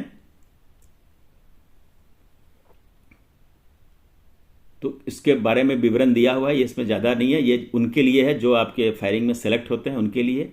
एक अच्छा फायरर के लिए दुरुस्त ग्रुपिंग और जीरोइंग करना बहुत ही जरूरी है। इससे टारगेट पे दुरुस्त फायरिंग की जा सकती है। स्नैप शूटिंग के लिए दुरुस्त जीरोइंग के अलावा दुरुस्त शिस्त और ट्रिगर ऑपरेशन की जरूरत है। हमेशा एक गोली एक दुश्मन का बुनियादी उसूल याद रखें। तो इस तरह से आपका यहां पे वेपन ट्रेनिंग की क्लास खत्म होती है। तो उम्मीद है कि आपको ये एक कंप्लीट सेशन था जिसमें आपके वेपन जो ट्रेनिंग से संबंधित जो थी वो मैंने पूरी पढ़ाई कर दी, जिसमें ABC का कवर कर दिया। सभी के ABC के ऑब्जेक्टिव भी मैंने बता दिया आपको और B और C का सब्जेक्टिव भी बता दिया। एक प्रश्न, जय हिंद पवन, एक प्रश्न अभी चैट बॉक्स में एक कैडेट्स ने पूछा था कि B का एग्जाम ऑनलाइन होगा कि नहीं। तो मैं आपको बता दूं ABC तीनों का एग्जाम ऑनलाइन नहीं होगा। ये एग्जाम जो है वो ऑफलाइन होंगे और A एग्जाम जो है, A सर्टिफिकेट का जो एग्जाम है वो आपका ऑब्जेक्टिव होगा। B और C का जो एग्जाम है वो आपका जैसे पिछले साल हुआ था ऑब्जेक्टिव और सब्जेक्टिव दोनों का मिलान से होगा, ऑनलाइन नहीं होगा। जैसे आपको प्रश्न पत्र मिलते थे वैसे प्रश्न पत्र मिलेंगे। C सर्टिफिकेट का एग्जाम पिछले साल से थोड़ा सा फर्क ये है कि पिछले साल हर डायरेक्टरेट का प्रश्न पत्र अलग अलग था। इस बार पूरे इंडिया का C सर्टिफिकेट का एग्जाम एक ही दिन होगा और प्रश्न पत्र भी एक होंगे। अभी वेपन ट्रेनिंग के अंदर आपका तकरीबन 60 से 65 नंबर है। मैंने जितना बताया इसमें आपके थ्योरी और प्रैक्टिकल दोनों मैंने डिटेल में समझा दिया है। अगर इन बातों को आप ध्यान में रखेंगे तो आप प्रैक्टिकल में भी नंबर स्कोर करेंगे, थ्योरी में भी स्कोर करेंगे और खुद एक अच्छा फायरर अगर आप बनते हैं इन सिखाई हुई बातों को ध्यान में रखते हुए, तो जो राष्ट्रीय स्तर पे शूटिंग कंपटीशन है उसमें भी आप स्कोर कर सकते हैं। इसका बेहतरीन एग्जाम्पल मैं देना चाहूंगा कि बिहार की एक लड़की थी अंकिता, पिछले साल इसी साल, तो वो उससे पहले कोई फायरिंग का एक्सपीरियंस नहीं था, लेकिन जब उसको बताया गया, सिखाया गया, जो जो चीजें उसको बताई गई उन चीजों को उसने ध्यान में रखा और बिहार और झारखंड की एक सामान्य घर की लड़की जाके वहां पे अपने देश, अपने राज्य का नाम ऊंचा किया, प्राइज जीत के आई।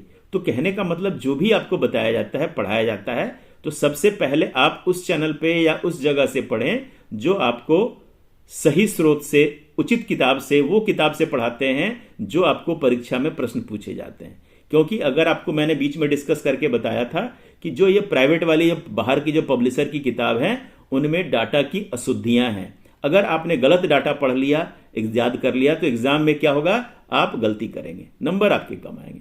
तो इसीलिए मेरा इस चैनल का मुख्य उद्देश्य है कि आपको सही कंटेंट दिया जाए, सही चीज़ बताया जाए और बताया जाए कि आप कहाँ कहाँ गलतियाँ करते हैं, कैसे उनको दूर किया जा सके और प्रैक्टिकल में ज़्यादा से ज़्यादा कैसे स्कोर करें। वेलकम पवन, अगला क्लास कब होना है बता दें। अगले क्लास तकरीबन आप मान के चलें कि जो लाइव क्लासेज हैं वो शाम को 7 बजे शुरू होंगे। आप उसमें आएँ, बने रहें, और किसी वजह से आप अगर पिछले क्लास को नहीं अटेंड कर पाए हैं, मेरे चैनल को सब्सक्राइब करें। और अगर आप प्ले लिस्ट में जाएंगे तो एक हमने एक्सक्लूसिव एनसीसी के लिए प्ले लिस्ट बना रखा है, एनसीसी एग्जाम 2023। उस प्ले लिस्ट के सारे वीडियो को पूरा बिना स्किप किए हुए देखें, क्योंकि जब आप स्किप, ये आपका एक एंटरटेनमेंट के लिए नहीं है, ये एक पढ़ाई का चैनल है, एक पढ़ाई का प्ले लिस्ट है। यहाँ पे मैंने आपको पूरे डिटेल में विवरण दे के पढ़ाया है, बताया है, ताकि किसी वजह से अगर आपने पढ़ाई नहीं की है या कहीं पर आपके पढ़ाई में कमियां रह गई हैं, वो आप यहाँ पे देख सकते हैं, दूर कर सकते हैं, और अपने मन के जो संदेह है वो चैट बॉक्स में या कमेंट्स में डाल सकते हैं। मैं उसको वहीं का वहीं दूर करके आपको रिप्लाई दे दूंगा। और अगर आप इस चैनल में बने रहेंगे तो आप बोलते हैं ना, हंसते खेलते मोबाइल पे देखते ही आपकी पढ़ाई पूरी हो जाएगी और आप एग्जामिनेशन में अल्फा ए ग्रेडिंग स्कोर करें। क्योंकि मेरा मकसद ये है कि जितने हमारे सब्सक्राइबर अच्छा स्कोर करें तो आपकी सफलता में ही मेरी खुशी है, लेकिन वो तब होगा जब आप मेहनत करेंगे। क्योंकि एक चीज़ आप याद रखें, मेहनत का कोई शॉर्टकट नहीं होता है। बिना पढ़े, बिना मेहनत किए आपको नहीं नंबर मिलेंगे। मैं आपको जितना मेरा तजुर्बा है, मैं अपने तजुर्बे आपको शेयर करता हूँ। आप क्या गलतियाँ करते हैं मैं उसको बताता हूँ, उसको ध्यान में दें, अमल लाएं। और जो कैडेट्स आपके साथी इस चैनल पे नहीं हैं उनको ले आएं, सब्सक्राइब कराएं और उनको भी दिखाएं ये पूरा वीडियो। बोले कि इसको पूरे वीडियो को देखोगे तो तुम्हारी परीक्षा की तैयारी आसानी से अच्छे तरीके से हो जाएगी। सर हमको आज लिंक मिला है। चलो कोई बात नहीं पवन, अच्छी बात है कि आपने सब्सक्राइब किया हुआ है। अभी आपको मैंने बता दिया, प्ले लिस्ट में जाके आप पूरे वीडियो को देखें। और मैं चाहूँगा कि मेरे कैडेट्स पढ़ के इस चैनल पर आएँ और आगे वो क्या चाहते हैं वो बताएं, ताकि मैं आपके हिसाब से जो सबसे बेस्ट होगा वो आपके लिए लाऊं और आप उसका फ़ायदा उठा सकें। अंकित राज, वेलकम अंकित। ओके, लगता है कि आप अभी लेट पहुंचे हैं इस चैट के ऊपर। कोई बात नहीं, आप ये चूंकि क्लास ख़त्म एंड पे आ रहा है, लेकिन ये वीडियो मेरे चैनल पे उस प्ले लिस्ट में अवेलेबल रहेगा। तो अगर किसी वजह से आप या आपके दोस्त या आपके सहपाठी इसको नहीं देख पाए हैं, वे सब्सक्राइब करके देख सकते हैं, उसको नोट कर सकते हैं और इसका फ़ायदा उठा सकते हैं। क्योंकि मैं जब देख रहा था एनालिटिक्स तो मुझे दिखा करीब 50% वैसे हैं जो अभी चैनल तो वीडियो देख रहे हैं बट सब्सक्राइब नहीं कर रहे हैं। अगर आपने सब्सक्राइब किया तो उसमें एक आता है बेल नोटिफिकेशन, तो बेल नोटिफिकेशन के अंदर ऑल को क्लिक कर देंगे, ताकि जो भी मैं चैनल पे आऊँगा ऑनलाइन या उसमें टेलीकास्ट करूँगा उसका इन्फॉर्मेशन आपके नोटिफिकेशन बार के अंदर फ़ोन के ऊपर आ जाएगा। इससे क्या होगा कि आप मिस नहीं करेंगे। आपको ये याद रखने की जरूरत नहीं पड़ेगी कि अगला क्लास कब होगा। वैसे अगला क्लास कब होगा मैं चैनल पे डाल देता हूँ, प्ले लिस्ट में ऐड कर देता हूँ। जैसे आप प्ले लिस्ट को खोलेंगे डेट और टाइम आपको आ जाएगा उसमें। और ग्रुप के थ्रू, व्हाट्सएप ग्रुप के थ्रू में मैसेज में छोड़ देता हूँ, वो भी आपको मिल सकता है। और आप प्ले लिस्ट पर रेगुलर विजिट करें, सारे वीडियोज़ को देखें, पूरा डिटेल में देखें और अपनी तैयारी करें। साथ में नोटबुक और एक पेन अवश्य रखें। सर एनसीसी में ए लाने के क्या क्या फ़ायदे बता दें। देखिए, जैसे आप अपना एग्ज़ाम देते हैं, रिज़ल्ट आपको आता है, first class, second class, third class fail भी होता है, तो उसके अपने अपने एडवांटेज होते हैं। एनसीसी के अंदर भी अगर आप ए ग्रेडिंग लाते हैं तो इसका फ़ायदा है, जैसे एक आप अच्छा प्रदर्शन, वो आपके परफॉर्मेंस को इंडिकेट करता है। आपको मालूम होना चाहिए कि कोई भी बाहर राज्य सरकार की या केंद्र सरकार की नौकरी हो, उसमें आपके ग्रेडिंग के मुताबिक आपको वेटेज मिलता है। अगर आपको एनसीसी कैडेट हैं, आपको 10 नंबर है तो 10 नंबर ए ग्रेडिंग वाले को मिल जाएगा, बी ग्रेडिंग वाले को 7 मिल जाएगा, उसके नीचे सी ग्रेडिंग वाले को फिर 4 मिलेगा। तो कहने का मतलब ए बी सी जो ये ग्रेडिंग होगा, इस ग्रेडिंग में भी आपको उसी के मुताबिक, उसी के अनुपात में आपको बेनिफिट मिलेगा। दूसरा चीज, अगर आप आर्मी या एयरफोर्स या नेवी में ज्वाइन करना चाहते हैं, इसमें एनसीसी कैडेट के लिए एक स्पेशल एंट्री है, एनसीसी एंट्री। उसमें आपको कोई रिटेन एग्जाम नहीं देना होता है। आपके एनसीसी और स्नातक की डिग्री, जो ग्रेजुएशन की डिग्री है, इसी के आधार पे आपको बुलाया जाता है और आपका इंटरव्यू लिया जाता है।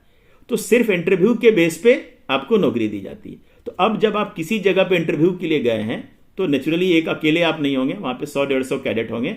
उसमें से ऑल इंडिया लेवल पे अगर जाएंगे तो 400-500 एनसीसी कैडेट होंगे। अब एनसीसी कैडेट में से मुझे 50 कैडेट चुनने हैं।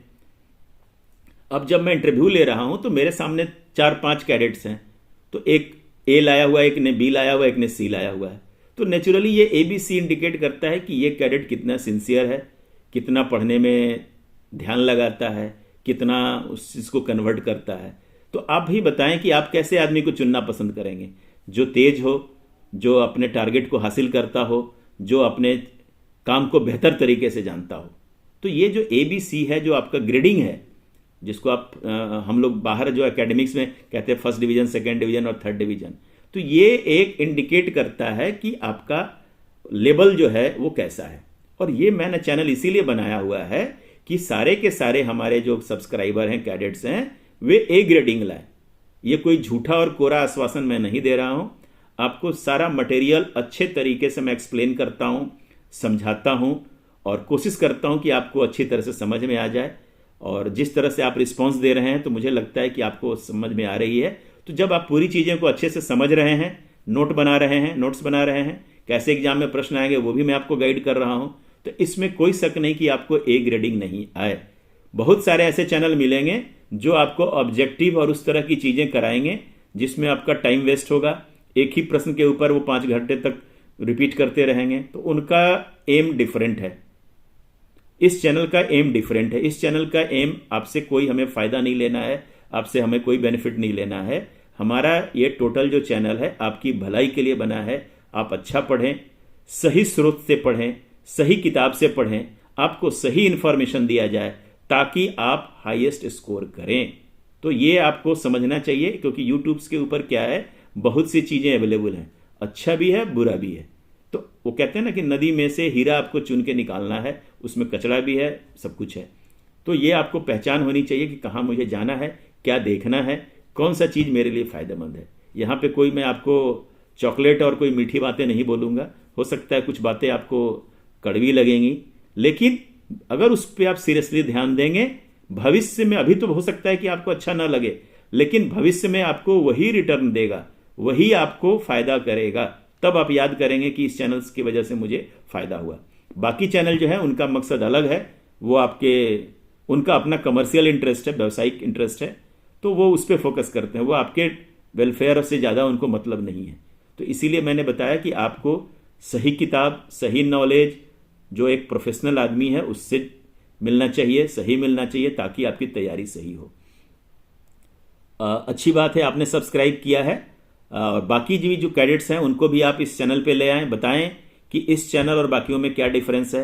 इस चैनल पे अगर आप पढ़ाई करेंगे, मैं अभी आपको चैलेंज करता हूं कि जो भी ABC के एग्जाम देंगे, एक भी प्रश्न आपके इन वीडियो में से छूटेगा नहीं। अगर आप इस पे बने रहेंगे 100% आपका स्कोर होगा। इसीलिए मैंने बोला कि नोटबुक रखे अपने सामने, जो चीज़ मैं रिपीट करते जाता हूं या बताते जाता हूं, जिसको मैंने हाईलाइट कर रखा है, जिसको मैंने बोल्ड लेटर में कर रखा है, उसको आप लिखें। और जो चीज़ इंपॉर्टेंट होता है मैं उसको एक्सप्लेन कर देता हूं डिटेल में, ताकि वो आपको समझ में आ जाए। और आपके अगर दिमाग के जेहन में बैठा हुआ है तो कम से कम आप उससे संबंधित चीज लिखेंगे। और सबसे आखिरी चीज, किसी भी एग्जाम में कोई भी प्रश्न पत्र खाली ना छोड़ें। मेरा तजुर्बा यह कहता है, जब मैं कॉपी देखता हूं या चेक करता हूं या उसमें जब जाता हूं, तो बच्चों ने कुछ लिखा ही नहीं है। अब अगर कुछ लिखा ही नहीं है तो आपको नंबर नहीं मिलेंगे।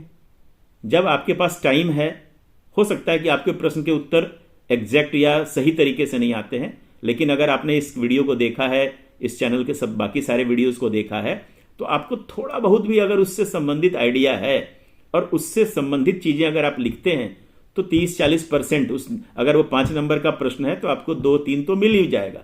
लेकिन अगर आप खाली छोड़ देंगे, 0 नंबर मिलेगा। तो मैं अभी दोबारा रिपीट कर रहा हूं, जो भी हमारे सब्सक्राइबर हैं, जो भी एनसीसी कैडेट हैं, किसी भी एग्जाम में, क्योंकि एनसीसी में निगेटिव मार्किंग नहीं है, अगर निगेटिव मार्किंग नहीं है तो किसी भी प्रश्न को अनअटेम्प्टेड मत छोड़ें, सभी को अटेम्प्ट करें। जो आपको अच्छे से आता है पहले उसको लिखें, और अगर उसके करने के बाद जो बच गए हैं, जो भी आपने अगर इसको ध्यान से देखा है, आपके दिमाग में उससे मिलता जुलता कुछ भी विचार आ रहा है, उसको जरूर लिखें, खाली ना छोड़ें। सर बुक कौन सा लें? बुक की आपको कोई खरीदने की ज़रूरत नहीं है, आप इस पे बने रहें। यहीं से आप जैसे आप ऑनलाइन क्लास करते हैं या जो अपने रेगुलर स्कूल में जब पढ़ते हैं तो जो नोट्स बनाते हैं वो आप नोट्स बनाते रहें। और अगर आपको कोई बुक की ज़रूरत है, DGNCC का एक ऐप है, उस ऐप में से आपको PDF मिल जाएगा। और अगर आप बटालियन ग्रुप में अगर हैं तो बटालियन से मांगे, बटालियन आपको PDF अभी अवेलेबल है, PDF आपको मिल जाएगा, उसी से पढ़े। और अगर इस चैनल पे हैं तो मैं जो आपने देखा होगा स्क्रीन शेयर के अंदर जो मैं लाता हूं, मैं उसी किताब से आपको लाता हूं। तो यहां पर आपको एरर या प्रिंटिंग मिस्टेक नहीं मिलेगा। जबकि आप बाहर प्राइवेट वाले अगर 100-150 में जो भी आप किताब खरीदेंगे उनमें काफ़ी सारी प्रिंटिंग एरर है, त्रुटियां हैं जिनको कोई दूर नहीं करता है, तो आप गलत चीज़ सीख लेंगे। सर हमको शूटिंग नहीं आता है, कैसे शूट करेंगे? अब पवन, आप बटालियन के अंदर बने रहें, आपको बटालियन के दरमियान फायरिंग कराया जाता है हर बटालियन के अंदर। तो जब भी आपको फायरिंग का मौका मिले तो आप उसको अटेंड करें, रेंज पे जाएं, शॉर्ट रेंज पे जाएं, और जो अभी हमने हथियार के जो ट्रेनिंग के बारे में आपको बताया है इसको फॉलो करें और फायर करें। आपको राइफल मिलेगा .22। .22 एक मतलब बोलचाल की भाषा में कहते हैं वो चिड़िया मारने वाली हथियार है, तो इसीलिए वो हथियार बच्चों को दिया जाता है। और मैं चाहूँगा कि जो आपके 10 राउंड हर साल जो आपको ऑथराइज हैं, तो 2 साल अगर A और B के कैडेट हैं तो 2 राउंड 20-20 राउंड आपको बनते हैं। जब भी मौका मिले गोली चलाएं, फायर करें, प्रैक्टिस करें और उसको एम्यूनिशन को वेस्ट ना करें। अब कुछ आप चिंता मत करें, आपको फायरिंग सिखा दिया जाएगा। आप जहां भी बटालियन में हैं आप उनके संपर्क में रहें और आपको फायरिंग करने का मौका मिलेगा। तो अभी इसी के साथ मैं इस वीडियो को अंत करता हूं। उम्मीद है कि इसमें आपको फ़ायदा हुआ होगा। और मैं चाहूँगा कि आपने अगर अभी तक सारे वीडियो नहीं देखा है, इस वीडियो को आप सब्सक्राइब करें और इसके सारे प्लेलिस्ट में जाके सारे वीडियो अपने देखें और पूरा देखें, ताकि आपको इसका फ़ायदा हो और बुक की कमी आपको महसूस ना हो। यही इस चैनल का मुख्य उद्देश्य है। साथ ही साथ जो आपके साथी हैं जिनको इस चैनल के बारे में नहीं पता है उनको बताएं, ले आएँ, सब्सक्राइब कराएं और उनको भी अपने साथ इस क्लास में शामिल करें। जैसे ही आप नोटिफिकेशन बेल को ऑन कीजिएगा, क्लिक कीजिएगा, तो आपको जो भी इस पर वीडियो आएगा उसकी एडवांस सूचना आपको मिल जाएगी। और उम्मीद है कि आपका अभी नया साल आने वाला है, नया साल आपके लिए सुखद हो और आप एक आने वाले जो एग्ज़ाम है A, B और C में, उसमें आप अच्छा करें। Thank you. जय हिंद।